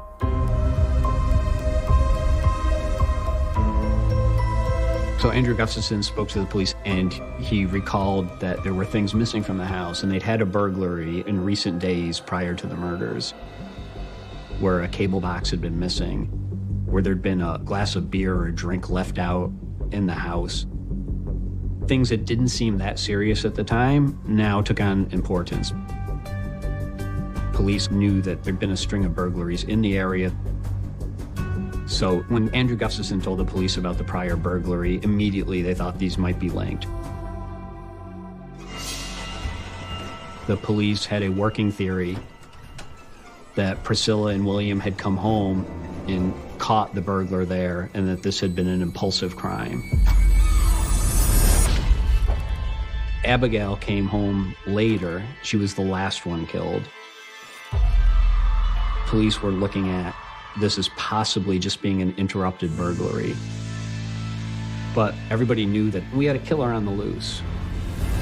No one knew where he was going to show up or what horrible crime would happen next.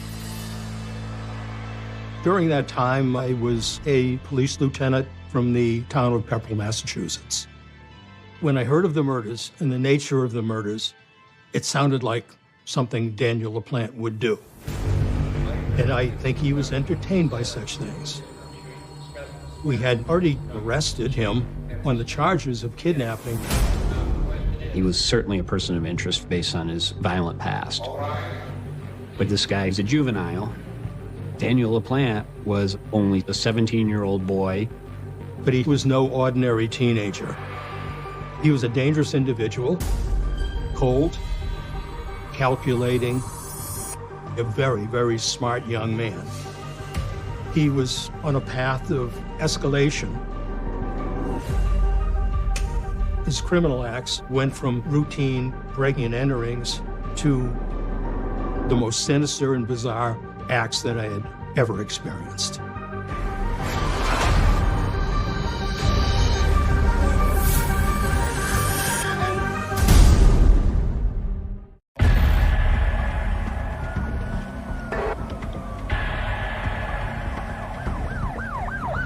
Everybody knew that a killer was out and on the run,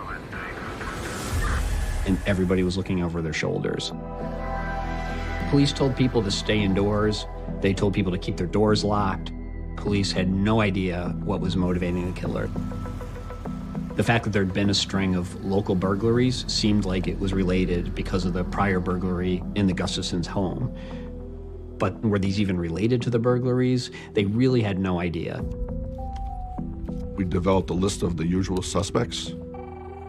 And I use that term very loosely. It's people who had criminal background, who have committed violent crimes, who have been breaking into houses. 17-year-old Daniel LaPlante was on that list. We found out the house breaks, including stealing guns out of houses, all started to occur after he got released on bail. We were starting to put pieces together. A couple of detectives found him at a library in Townsend.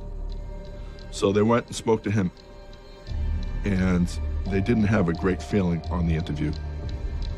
He told them that he had an alibi, that he'd been at a birthday party, and there were other people who could corroborate that. But he seemed a little jumpy, so police were suspicious. And then he just fled. He was a person of interest, but we didn't have evidence that tied him to the scene. So we needed to gather as much information about Daniel LaPlante as we can.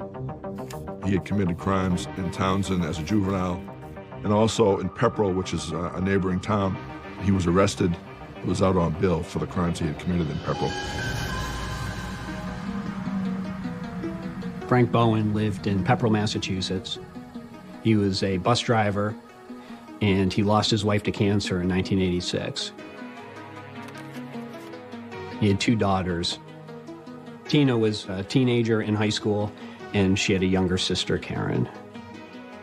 And the 3 of them were alone and grieving the loss of their mother, trying to cope with Frank working long, long hours and his daughters home alone. The daughters were not dealing well with the loss of their mother, and they were trying to contact her. They had a seance, and while conducting the seance to try to communicate with the deceased mother, they started to hear noises, knocks on the walls.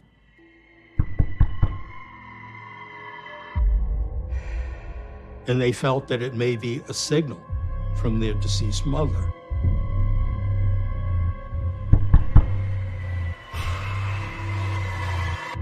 And then they started noticing things that seemed out of the ordinary. They'd come into rooms and they would find lights that had been off were now on. Things were moved in various rooms around the house. So they started asking their mother questions. And when they would ask questions, there would be knocking in response to it. So the 2 little girls who are dealing with the loss of their mother went and told their father that they actually had their mother in the house and she was trying to contact them. And the father, Frank, just thought that they were grieving. It did create a disjoint between the 2 daughters and their dad. He honestly felt that they needed psychological help and that this was not happening. But that changed very quickly. On December 8th of 1986, the family had returned home and found that one of the toilets had been used. They immediately figured that somebody had been inside the home, and they started a search.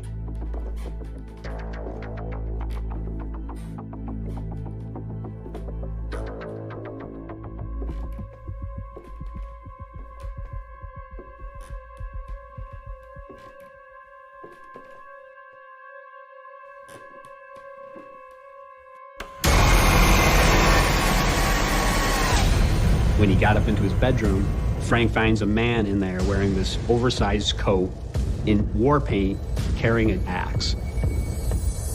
It's like something out of a horror movie. And he took this family hostage. He was very deliberate. He was very calm. He seemed to have no fear whatsoever. And he had secured them in that room and had left them there.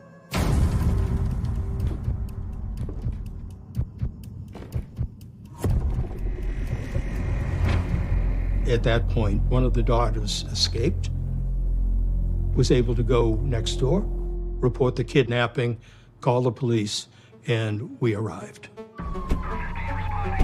We searched the home, the woods around the home. We searched the area, the roads, and no suspect was found. As police officers, we had to believe the story, as unbelievable as it sounded. I had covered murders, I had covered suicides, strange deaths. I had never encountered anything like this. During our search, I did find the hatchet just outside one of the doors. But as far as a sign of an intruder, we found none. No member of that family were able to identify the intruder. His disguise, apparently, and the fear he instilled made it impossible for them to identify who this was. But now Frank knew his girls had been telling the truth, that there was something happening. It wasn't just in their minds. Our thought was that the suspect, if he existed, had fled into the woods. We're talking nighttime. And it would have been very easy for the intruder to hide himself in the woods. And finding him would have been extremely difficult.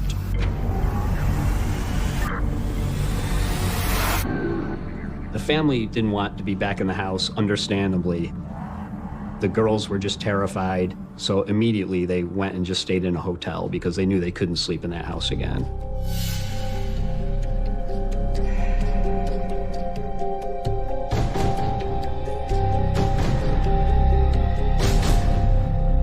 Two days later, Frank returned to the house.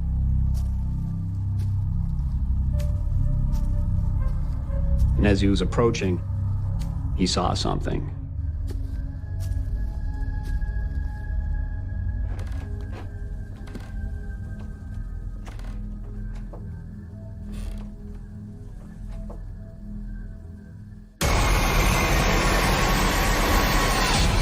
He saw the same man as before and thought, this man is trying to kill us. So Frank Bowen called the police. I got there about 10 minutes later, and you could see he was distraught. And he said, I just saw him. He's in the window. He waved at me. I said, okay. The police had locked the house when they left the night of the incident. So I walked around the house to check for tracks. There was none. No broken windows, the doors are intact. So I decided if I'm going to go in this house with a very slim possibility in my mind that somebody's still here, I'm still not going to just walk in. So I unlocked the door real quiet. As soon as I cleared the door, there was a picture up on the right-hand wall of the family. And there's a big knife stuck right in that picture. And written in magic marker, it said, I'm still here, come find me. At that point, I said, he's here. I don't know how, but he's here.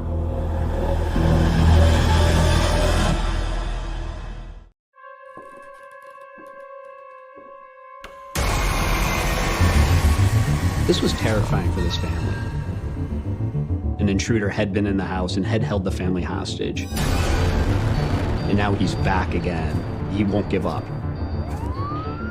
Officer Steve Benzenson arrived at the Bowens' house, and he was certain that the intruder was still there. I'm listening quietly, because now I'm thinking, I want him to think the homeowner's here, not me. And I look to the right, and I can see the hallway that goes down to the rest of the house, and there's another picture of the family with another knife stuck through it. And I said to myself, I gotta search this house, and I'm gonna need help doing it to get it right. So I backed out real quiet, and I got the radio, and there was a sergeant at the station. And I said, I need you up here now. We checked everything. Closets, between mattresses, under the bed, you name it, we checked it. Every place we could possibly think of, we checked. And we wound up in a laundry room downstairs. And I remember looking up at the ceiling going, I don't understand why we can't find him. And then, just like that, I looked up at the corner. There was a set of pipes from the upstairs bathroom, but they didn't like looking at the pipes. So they built a wall to hide the pipes. And I'm looking at this wall going, there's enough room someone could hide behind that wall.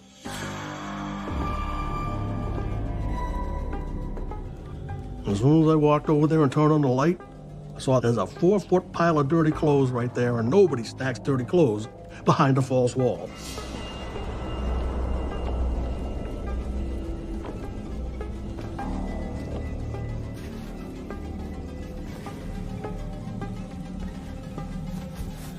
I just moved a couple of pieces of clothing. I saw black hair, and I said, got it. He just looked at me out of the corner of his eyes, and I could see the wheels turning. I said, I want to see your hands real slow. And he's got a pistol right here. And he put his hands up real slow. When I saw they were empty, I reached in and grabbed him right by the arm. I said, let's go. The intruder was a 16-year-old boy. His name was Daniel LaPlante. This was no ordinary teenager. Beyond that, this was no ordinary criminal. After having arrested many young men, I was rather surprised by his unconcerned manner. This young man, despite his age, was very dangerous. And for the first and last time in my entire career, I bypassed the usual ritual of taking only 2 mugshots, and I took 6 of them, thinking that they would be used sometime in the future.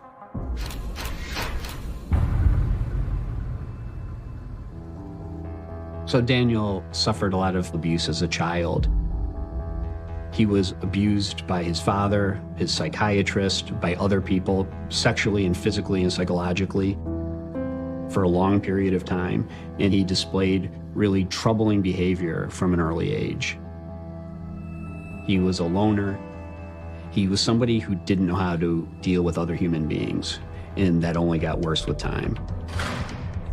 He was held at my request without bail on the charges of kidnapping, but also for mental evaluation. At the time, we approached the assistant DA to really work hard on the case to get it before the judge. In other words, for his trial not to be delayed. To be targeted by a psychopathic person like this is really shocking. So once they arrested the suspect, they realized that Tina had dated Daniel LaPlante once. He'd made contact with her over the phone, and then eventually they had a date and they went out for ice cream. And he misrepresented himself on the phone. He completely misrepresented who he was and what he looked like, and she got a bad feeling from him, so she broke it off after that one date. So that one date led to this guy stalking her and living inside the walls of her house.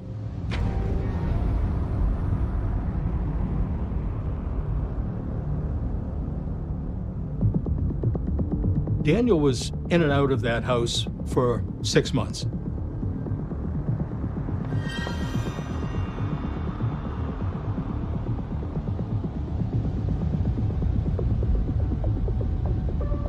One of his acts was to remove electrical outlets so he could spy on the family members.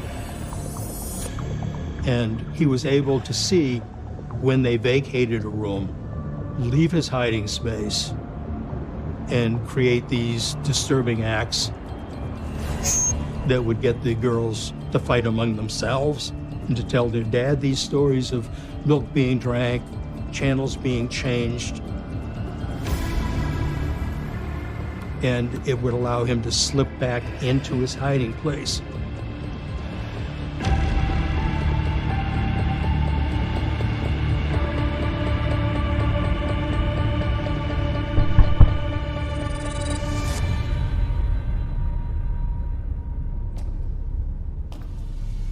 Everybody remembers that feeling of hearing something thump in the basement.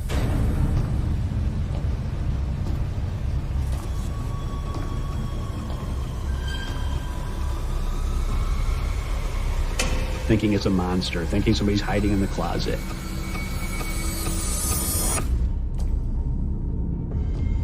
In this particular case, it was actually true.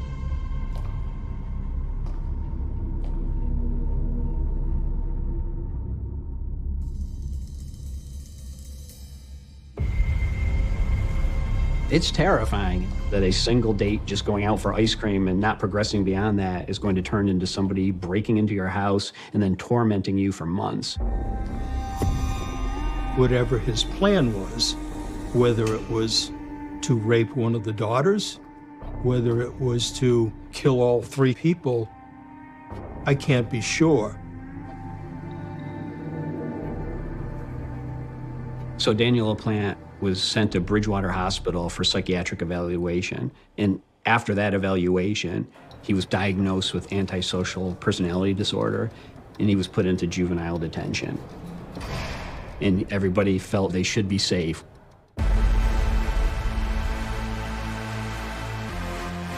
Daniel LaPlante lived on Elm Street, and it was only a mile through the woods from the Gustafsons' house, except Daniel LaPlante was in juvenile detention.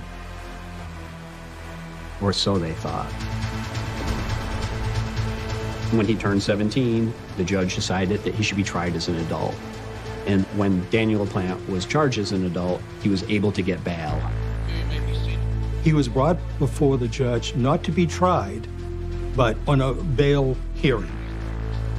And the judge at the time, without any police input or presence, released him on $10,000 bail. And his mother mortgaged their house and put up the $10,000 bail to get him out. There's no question that the judge made a massive mistake. Daniel LaPlante was very dangerous. From terrorizing a family to kidnapping. When I found out about the murders, I said, I wonder what Danny LaPlante is doing lately.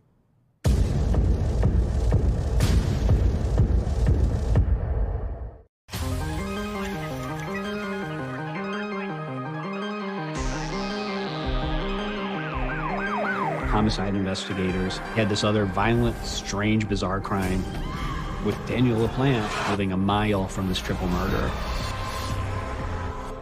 I think that's an aha moment for the police, but they didn't have any hard evidence to tie him to the murders other than his proximity to them and his prior violent past. So at 7 o'clock that next morning, we reconvened at the crime scene to gather as much information, as much evidence as we can. Outside the house, there was a pillow lying on the ground. So I called in a state police canine tracking team, and we began a scented search. And the dog was on a heavy scent, tracking from the yard into the woods. And within a few minutes, one of the state troopers found a wet flannel shirt. In addition, there was also wet gloves in the woods. So the police believe that those articles of clothing could have been involved with drowning the children. And the canine immediately picked up on a scent from those items. It led us through the woods. And eventually led us to Daniel LaPlante's house. After we did the canine track, we applied for a search warrant. We executed that search warrant, did a complete search of the entire residence. Daniel was not there at that time. One of the key pieces that we found were a pair of wet socks in Daniel LaPlante's bedroom. And on the wet socks, we found a blonde hair. Could be from Abigail.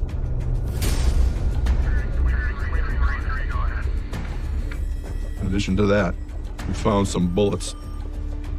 Those spent bullets matched the cartridges that were used to murder Priscilla Gustafson. There was no doubt that we were on the right track. After we recovered those items, we applied for an arrest warrant for Daniel LaPlante. But at this point, Daniel had fled, and a manhunt was on. We released his picture to the media, and the media ran with it. 24 hours after the triple homicide of the Gustafson family in Townsend, police are still on the hunt for their killer. On the 6 o'clock news, the 11 o'clock news, they posted his picture. We tried to let people know we were looking for Daniel LaPlante, and anyone who could help us, we encouraged them to drop us a tip. The media from Boston and from Worcester and from all over Massachusetts had descended on Townsend and Pepperell. And as a reporter, I was talking to the police officers, the chiefs of police. I mean, everybody was harried and frazzled. People who were off duty had come back on duty. Everybody was involved with this.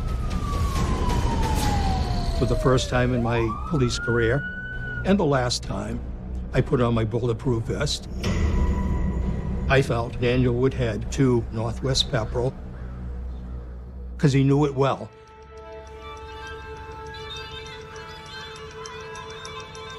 It's almost rural, heavily wooded, very easy to avoid detection. And my choice was prophetic. The reports of a suspicious young male in the area were almost immediate. And they were located within a wood area bordered by 4 roads. So we circled that area. I pulled into a driveway of one of the homes, and a lady said, "I know why you're here. I just arrived back home. Could you please come in my home while I re-enter it?" And I said, "We certainly will, ma'am." I asked my partner to remain in the cruiser. So upon our arrival into the home, it didn't take more than half a minute, and I heard a loud thud upstairs. I quickly asked the lady, "Do you have a pet?" She said, "I have a cat." I said, "That was no cat."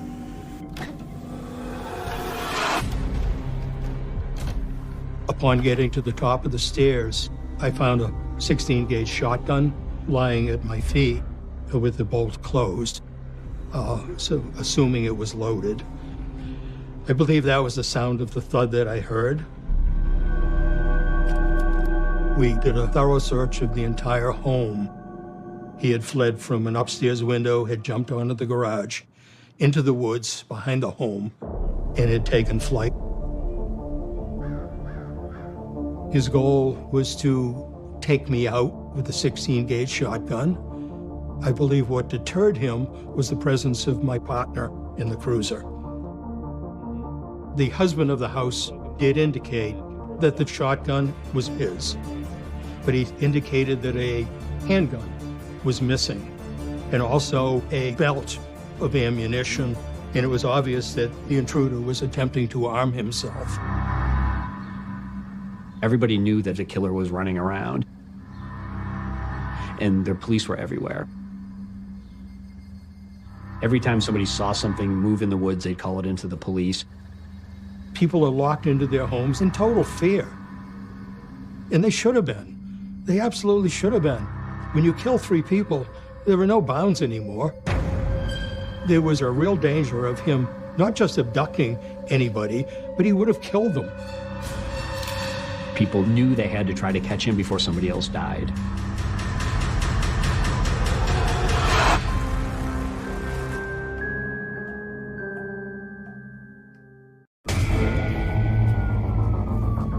This was one of the largest manhunts in Massachusetts history. Everywhere you turned, there was a police car, there was an officer looking for Daniel LaPlante. We knew this person was dangerous. We knew he had the potential to kill again. We needed to get him off the streets. You have to remember, we were dealing with this young person who hid himself in walls, who made his way through this forest.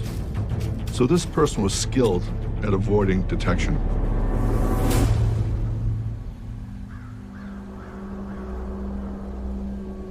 In a matter of 15 to 20 minutes, I do get a report that once again, faced with a police officer, this fleeing felon decided to run into a lumberyard in the town of Ayer. My fear was with LaPlante armed with a handgun, somebody was going to get taken hostage or somebody was going to get killed. So the police cordoned off the area, they blocked off the streets, a police helicopter was up, and police were going through it, and at some point one of the officers thought he heard something by a dumpster. Several officers surrounded the dumpster. They ordered Daniel to come out. And he finally decided to surrender himself. He was transported to the state police barracks located on Elm Street in the town of Concord, Massachusetts. He was charged with the murder of Priscilla Gustafson, Abigail Gustafson, and William Gustafson. I sat next to him during trial. His eyes were cold. He looked right beyond you. No remorse whatsoever. So I covered the trial for my newspaper. I remember sitting in court and looking at LaPlante, and he was just without emotion, just expressionless. Like, he never showed an ounce of empathy. He never showed any discomfort for what was going on. Just a soulless look. There were several factors that linked Daniel to the murders. Shell casings that were found in the LaPlante home were the same exact type as those found at the murder scene. Also, a hair found on one of Daniel's socks was indeed from the head of the murdered Abigail Gustafson. And during one of the searches at the LaPlante home, the actual murder weapon was found, which was a .22 revolver in an abandoned vehicle located on the LaPlante property. We also recovered 2 cable TV boxes and remote controls that were taken previously at the Gustafson home. So before the murders happened, LaPlante had been in that house previously. Thank you. You may all be seated.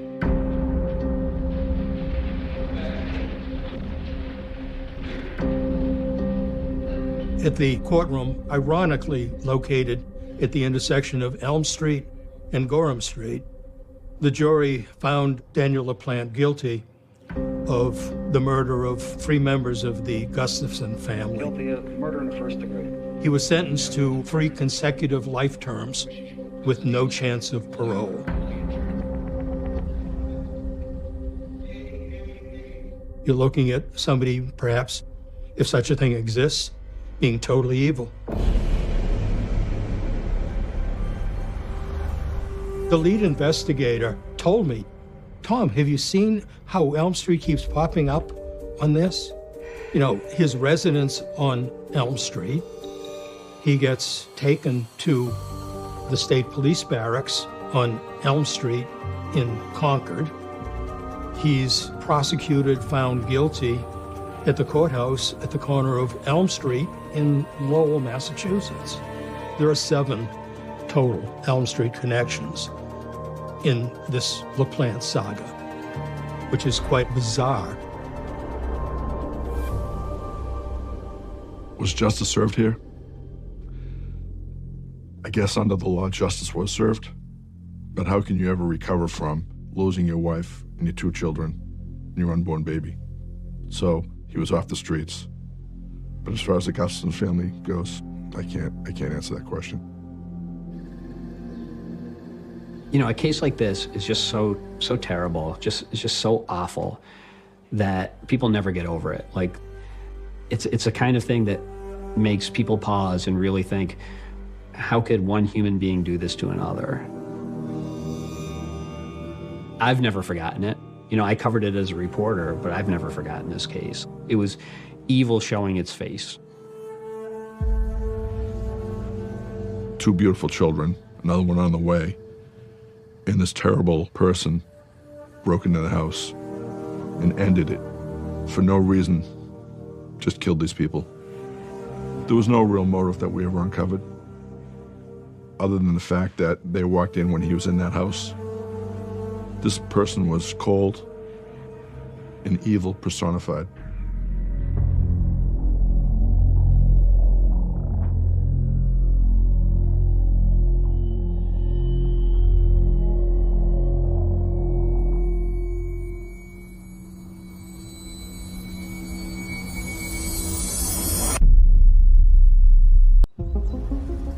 Once upon a time, Elm Street was a good place to live. We're the type of community where people still wave to you. the charm was there. It's pretty, but we have our fair share of serial killers. There was satanic rituals being held there. Is he still out? Is he going to come after me? A firefighter said something heinous had happened. You don't really know when it's gonna happen or what's gonna happen or who's doing it. I was screaming, my dad's dead. Someone's killed him.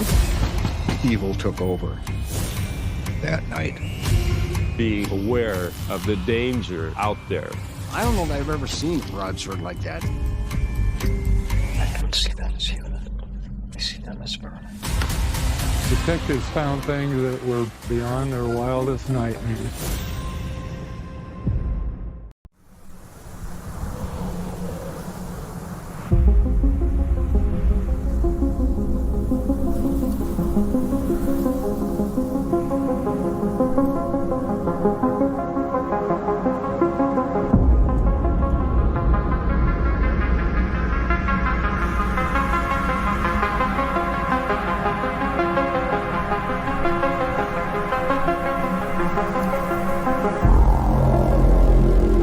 A citizen was driving on Elm and Highway 2,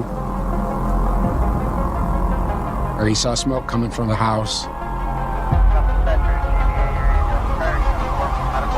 Local fire department responded in their engine. They arrived on scene. The house is fully ablaze. They kicked the door in. A firefighter entered the living room and through the heavy smoke crawled on the living room floor looking for people in the house. As he got to the hallway between the bedrooms, he bumped into something. He went to throw the blanket off so he could see. It was clear from what he saw there that something heinous had happened. And he came out to me and took me aside and said, "It looks really weird in there." Yeah, it was a gruesome scene.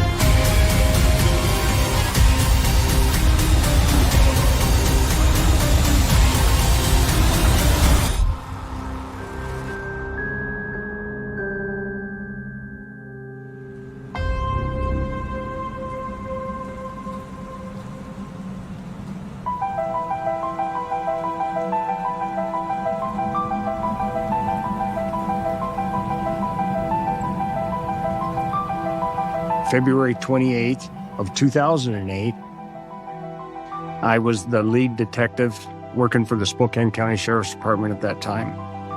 I got a call at home about 5:30 in the morning calling me out to an incident that happened on Elm Street. It was completely unusual. So I wasn't really entirely sure what to expect. This was my probably 5th month as a homicide detective. I was really new. So it was daunting.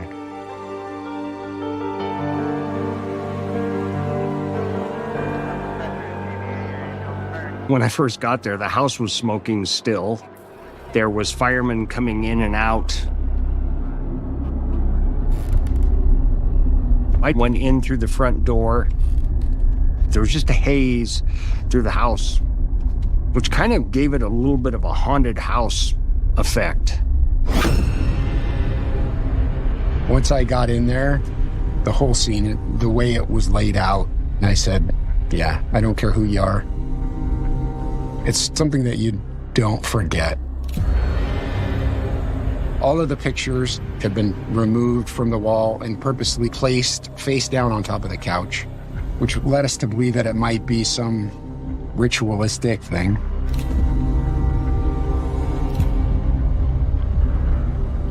There was blood everywhere in the hallway, blood stains all over the wall.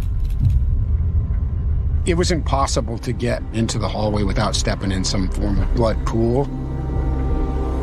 Once I came around the corner, I saw the body of a male there, partially covered still with a blanket, with a big, huge sword sticking out of him. I have seen cases of knives and swords even, but I don't know that I've ever seen a broadsword like that. It was pretty big piece of work. He was laying on top of a guitar in the hallway. He was covered in blood. The blood was all dried out from the fire.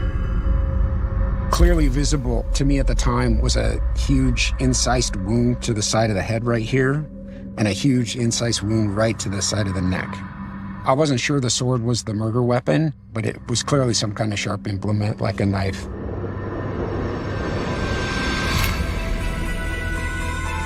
Just past the body of the male is an open doorway with the door standing open into a small bedroom. And literally shoved between the bed and the nightstand table is the body of a young female. She had been stabbed repeatedly, many, many, many times. A minimum number of 26. She was on the floor, kind of like she was on her knees, leaning forward with her head towards the wall. And it looked like there was a samurai sword stuck completely through her neck. But it turns out it's actually just propped in there. Whoever put it there tried several times to make it stick out of her neck. It was disturbing that somebody would brutalize them so badly, but part of me thought it was just look at me, look what I did. Look what I can do. It just seemed violent and unnecessary and excessive and just plain mean. And I felt really bad for her. Who might have been capable of committing such a crime? It seemed at once both personal in that they knew them and totally antisocial. They knew them, but they just didn't give a So. I had become fairly proficient at compartmentalizing. I don't connect myself to what happened there because I wouldn't be able to do my job. People don't call the police because they want to come and cry with them. That's not why I'm there. I've got a job to do. Number one, try to do an identification of the bodies because we didn't know who they were.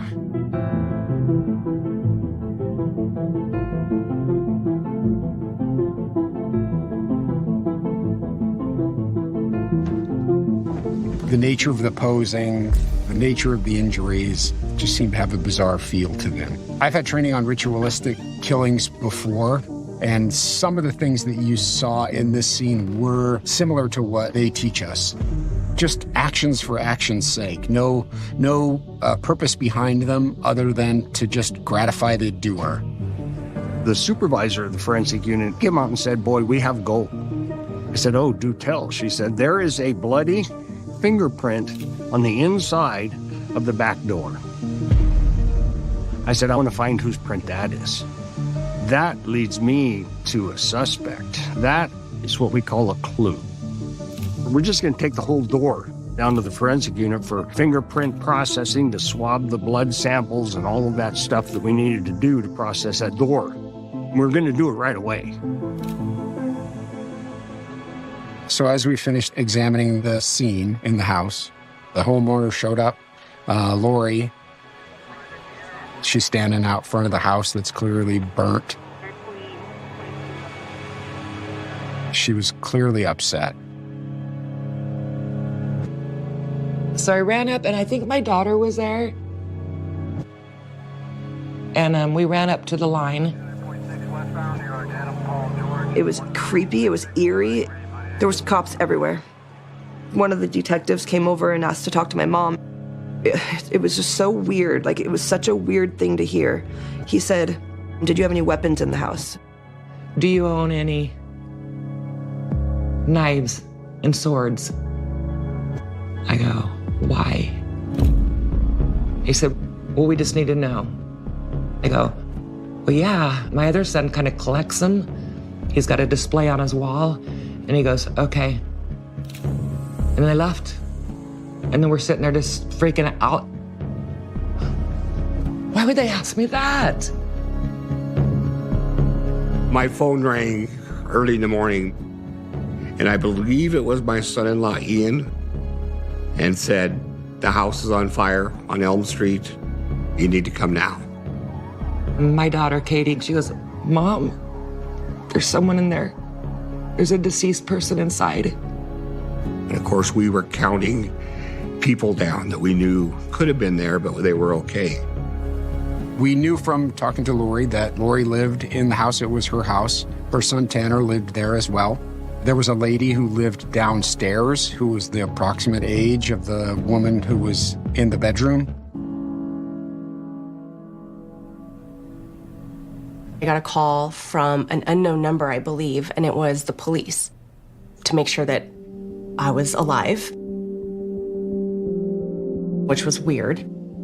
I asked if someone had died, and they said there was somebody. Well, I only knew it could be one person. My youngest son, Tanner.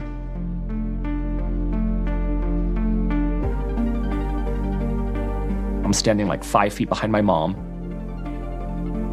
and she just collapsed into a pile on the ground. It was really hard to watch, you know. I remember just like embracing, like, and then I felt like I kind of held her up at the beginning and just like, no, not Tanner, not Tanner, not Tanner. I could not make sense of it. That shift from like harmony and happiness to horror was such a dramatic, I couldn't register it. When they were asking us, did he have any enemies? We were like, he doesn't have an enemy. Trying to even fathom that somehow he was in that house dead, and we didn't even know who could be mad at him. Then they finally told us there was a female too, and they eventually came out and said she has dark black hair, short hair. We had no idea who that other person was. So I'm racking my brain. It was just a lot of questions and a lot of fear. Well, I couldn't imagine who else would be in the house. Who else could it be?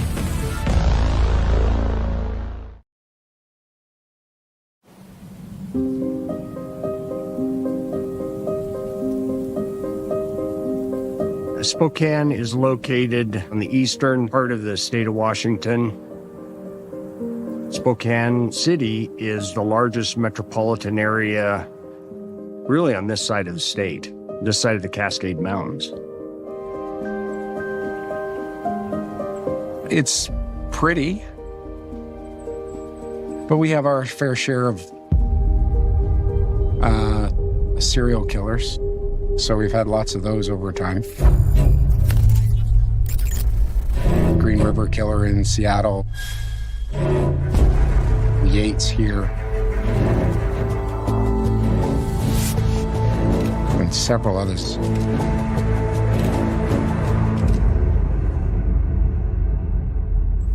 So it's beautiful. And we have serial killers. One thing we do often that I don't necessarily agree with is we tell people, hey, we had this murder and there's nothing for anybody to be concerned about. Somebody was murdered. We don't know who did it. They're walking around the community just like everybody else. Maybe they had a reason to kill this person. Maybe they didn't. Maybe they have a reason to kill you.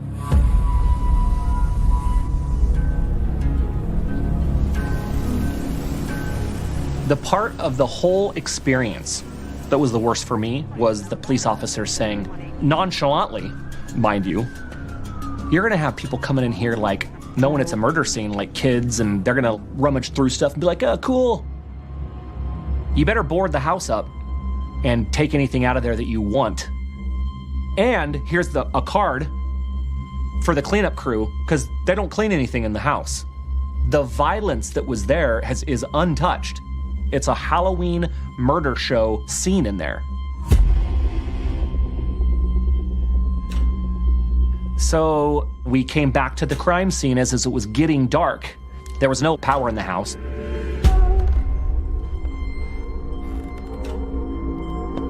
I saw it go from my mom's house to the scariest place in the whole world.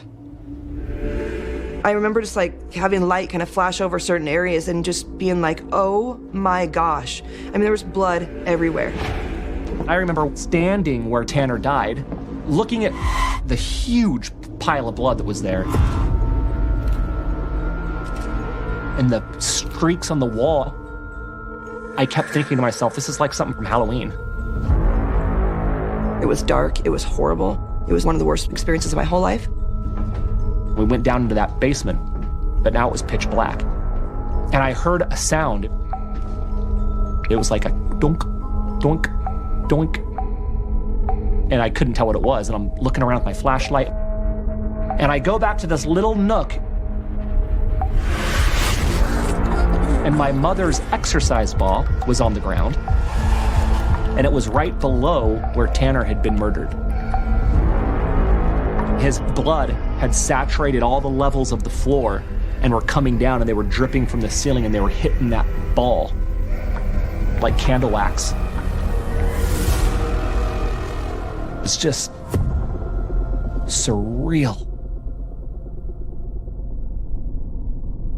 And the whole house smelled burnt, like a campfire. And 4 years after that, I couldn't camp. Because I couldn't smell that smell of a campfire for 4 years. You know?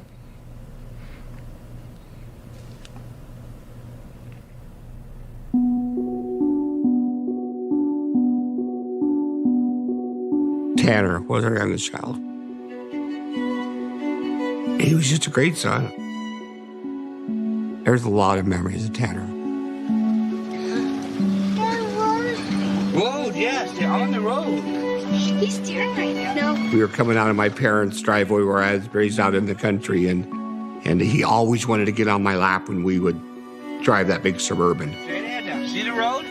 You gotta just hold it still. Go straight ahead. And I said, okay, Tanner. He was only like 2.5 or something. Hands, watch the road. Yeah, watch that road. The funniest part was how the brothers and sisters were reacting in the back seat. Drive us on the bridge. Katie especially, she was just kind of freaking out, you know. But A little bit of concern there from our girl. priceless watching that every time.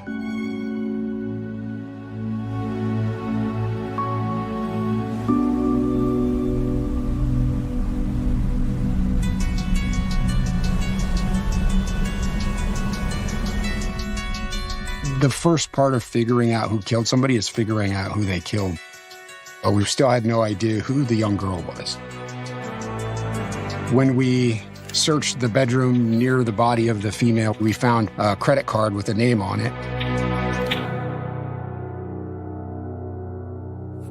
For a lady who was roughly the same physical makeup as the girl who was deceased. I wanted to know if she was the unidentified victim. I also could tell that whoever committed both crimes had more violent tendencies to the female. The female had been stabbed way more, so I thought they would probably be more closely associated with the female than the male. So we had a name of somebody, and we started following that up. That's a lead. Lori wasn't able to give us any information on who the female might be, and she didn't know the person whose card was on the table. She'd never heard of that lady either.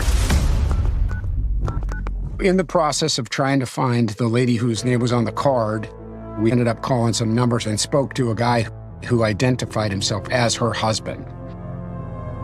And the detective just wanted to know where she might be and how they might get a hold of her. And he was less than cooperative with any of that information. He said that he was a long-haul trucker and he was driving across the state and they'd been having some marital issues. He wouldn't confirm any information about her. And then he hung up on the investigators. That was weird.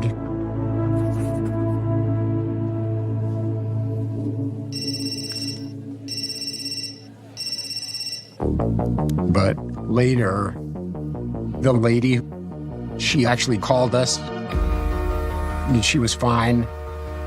I guess she heard from her husband we were looking for her. She didn't know anybody at the house. She has no idea how her card ended up there.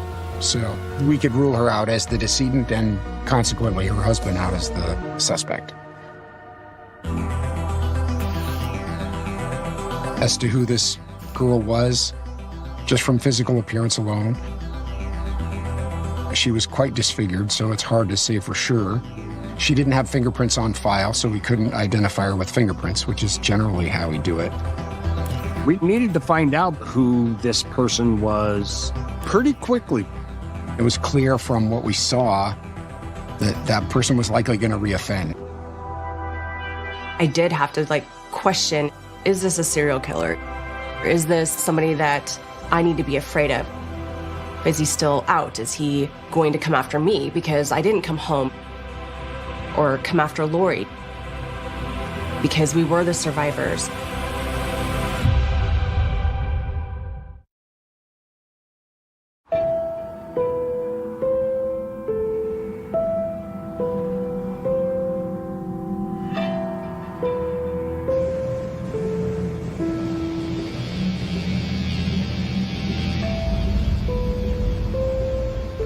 If you have any information on this case, the sheriff's office is asking that you call the tip line. That number, of course, 242-TIPS. At the time, we're so overwhelmed with losing our son to such a horrific thing that I don't know if we even thought about what the community was thinking. I'm sure the community in that Spokane area was really wanting to know, because it must have been one of the worst murders in a long time. We received information that Tanner had an ex-girlfriend that had been making statements that she wanted to hurt him. Tanner had this girl in his life that he was really close with at that time in his life. It was very clear that she had a lot of feelings for him. I know it wasn't reciprocated because he told me himself. It would have been consistent with what we saw, that if it were a crime of passion, that she could have done it. We knew that they had known each other. We knew she had access to the place, and she'd made threats. So it fit a lot of the different aspects of the case. If I had to pick one person, just something toxic, like if I can't have you, no one can't, one of those scenarios, she fit the bill. Yes, I completely was able to see that scenario.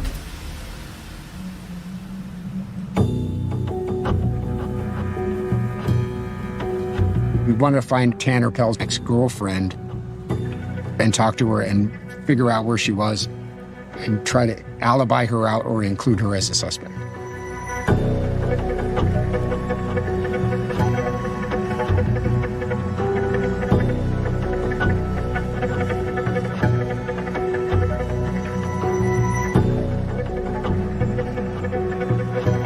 On February 26th, I came home. Tanner that evening had brought a couple of his friends over, and I didn't know any of them, and it was just like Tanner to bring new people in. I think this gentleman had only been in town for a week or so. He was working at the same restaurant that Tanner was working at. Tanner introduced him as Justin. It was 2 nights before the murders, and he walked in and said, "Mom, I met a guy at work who moved up from Las Vegas, and He said, I'd kind of like to help make some friends. And I felt okay about it because I couldn't imagine, I'd never met one of his friends I just didn't fall in love with that didn't end up calling me Mama Lori. And so I did give the police Justin's name very early on. And that's only because I didn't know him well enough, because everyone else Tanner had brought around, we had seen several times. So he ended up calling us and saying, hey, I'm here. You guys want to talk to me? So they drove right up there to talk to him.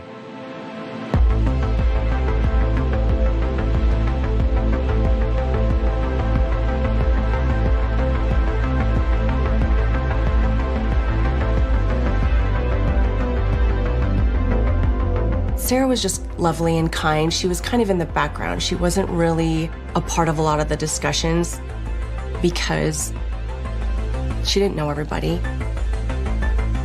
I also understood her relationship with Justin to be just very casually dating. I didn't have any impression that there was anything serious or anything like that happening.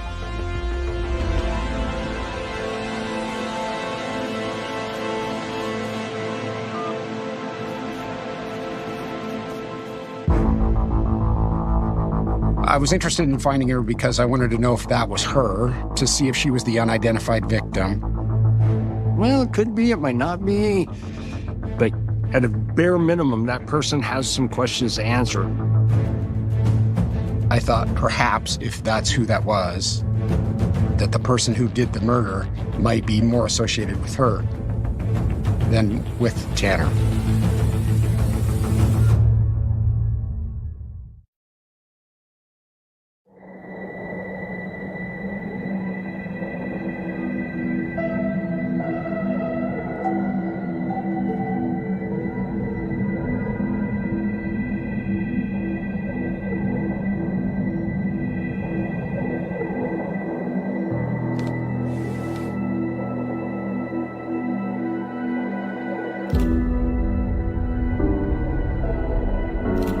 We found the car in Camelot, which is a little housing development north on the Newport Highway, a couple of miles away.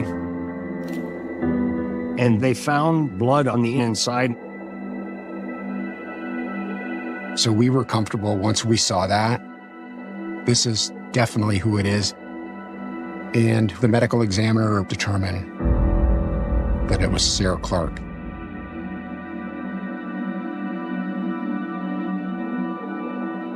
If people could know just the travail that's going on in my house right now, it's just incomprehensible. She was beautiful. She had a beautiful smile with these huge dimples. We loved her so much. It was horrible. Felt so sad for Sarah's family.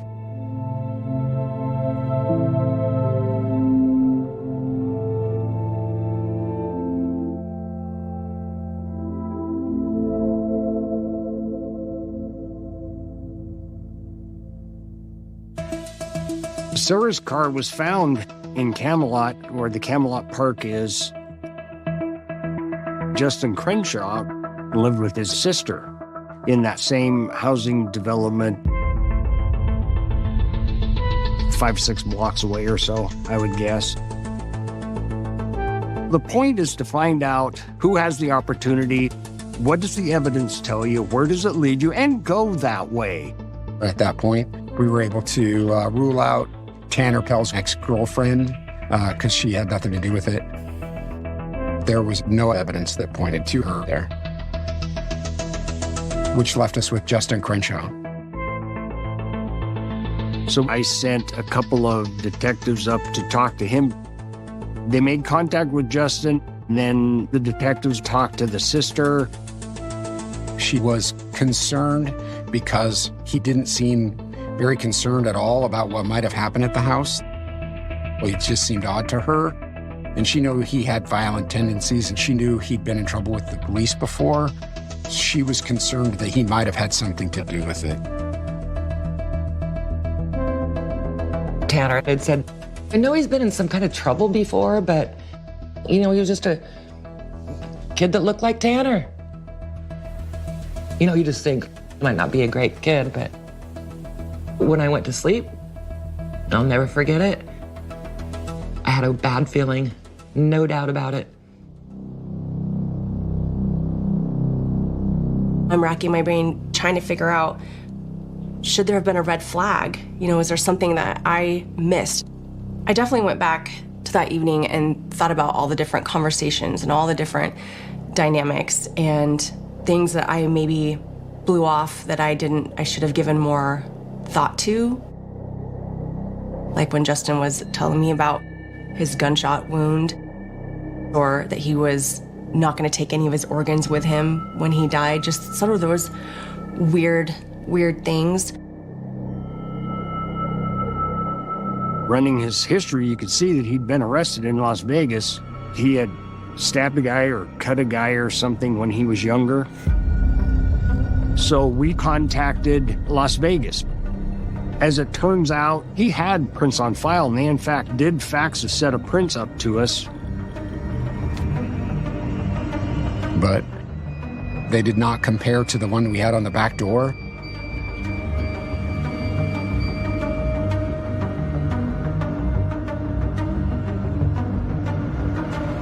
We knew he had a pair of black shoes. Justin's family all described that he was wearing black shoes when he left. He had a pair of black Nikes. But he said, I don't have any black Nikes. And also, while they were talking to Justin, they saw a small injury here, a cut on the back of the finger, and a cut on the back of the palm here. Almost every brutal, violent stabbing that I've investigated, that knife becomes covered in blood, and blood is very viscous and very slippery. So it isn't unusual for them as they stab to start to slip off the knife and cut themselves. The problem was his fingerprints weren't quite clear enough on the facts to make a direct comparison with. So then we thought, okay, we need to get the prints from him. So we decided that we would detain him and take him downtown, get a set of prints, do a search warrant for his DNA, his clothes, fingernail clippings, photographs, all of that stuff. And then we would have a good fingerprint to compare to the print on the inside of the door. So that's what we did. While we were waiting, he needed to go to the bathroom. And then he washed his hands like his life depended on it twice. Which I don't mind a guy. I think it's appropriate to wash your hands after you go to the bathroom, but that was really serious. He was washing his hands like he was going into surgery. Once we got the processing done, it was a matter of just waiting for the results. We thought that Crenshaw was the killer, but he might not have been. And if he wasn't, that person was likely going to reoffend.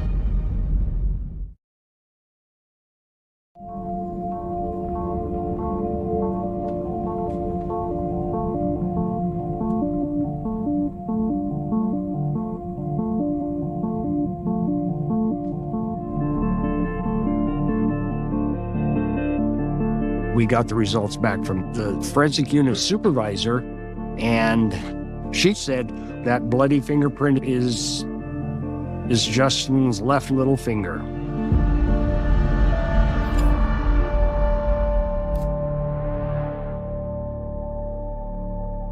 Yeah, there it is. That's what I'm looking for. I told him, you're under arrest for the first-degree murder of Tanner Pell and Sarah Clark. I found it powerful to use their names. He was the scariest guy I've ever been in a room with, and I've known lots of psychopaths. He was matter of fact, and I had seen what he had done, so it was a relief to be able to tell him he was under arrest. The truth is, though, that when we got the fingerprint match, what we got was enough to arrest him for it. That's when the work starts.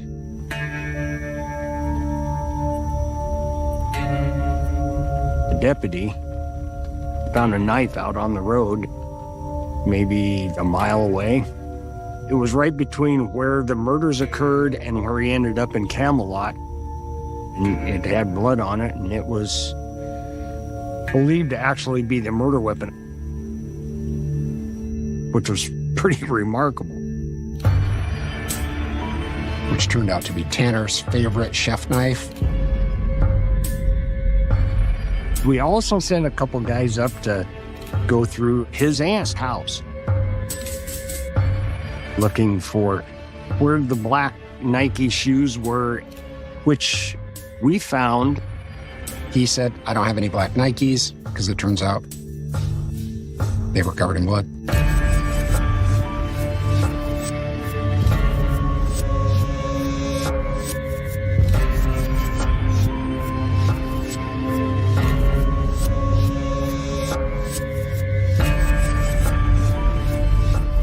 That is pretty much the got-you moment.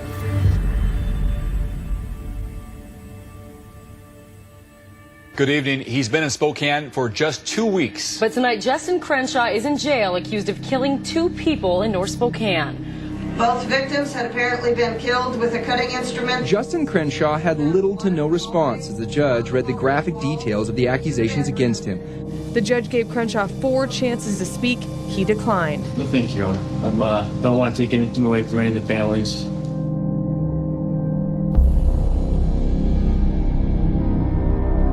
While we don't know exactly what happened,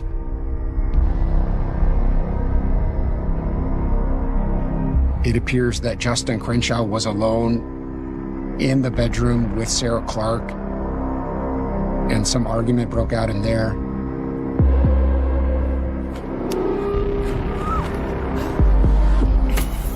Justin accessed Tanner's favorite chef knife and began stabbing Sarah there.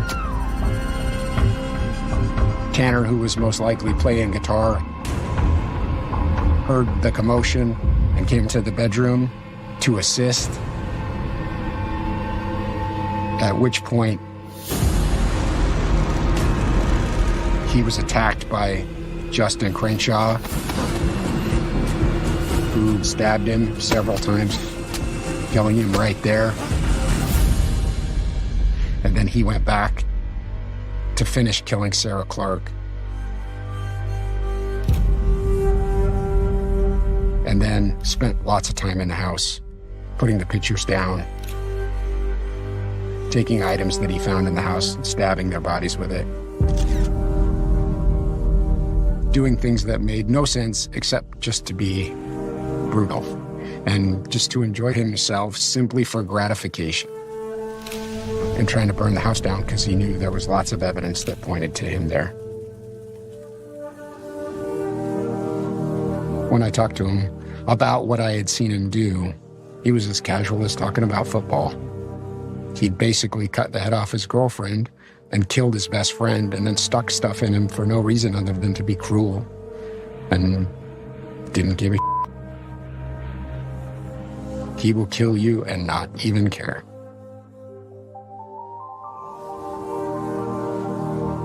Part of me was absolutely shocked when I learned it was him, because he didn't give off killer vibes, I guess. But one of the things that the police told me very quickly is that because Justin was so violent and so evil, and there just wasn't a reason for what he did that they could establish, that it was very good that I didn't go home that night, because I very likely would have been killed as well.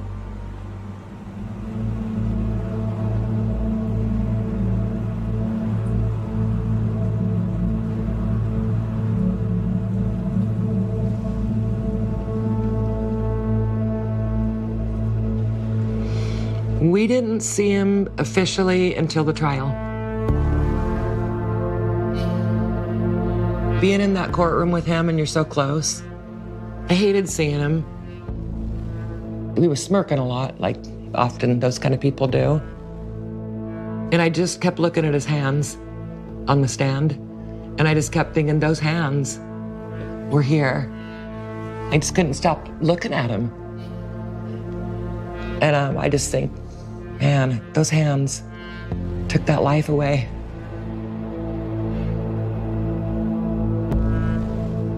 As we were leaving one day and we had to walk down the same court hallway as Crenshaw.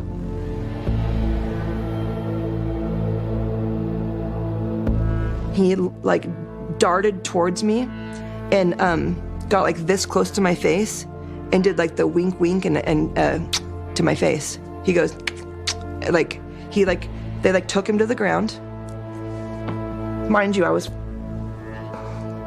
like 5 months pregnant with my son, so I couldn't do anything to. The trial was awful, and I ended up running into the men's bathroom and just puking.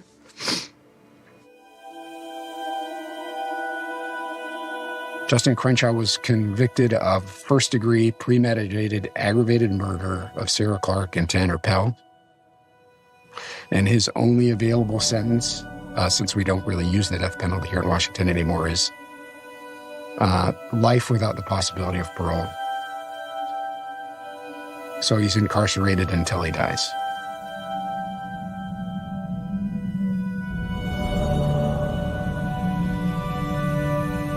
A year after it happened, I moved back to my house and nobody wanted me to, but I wanted to be close to him.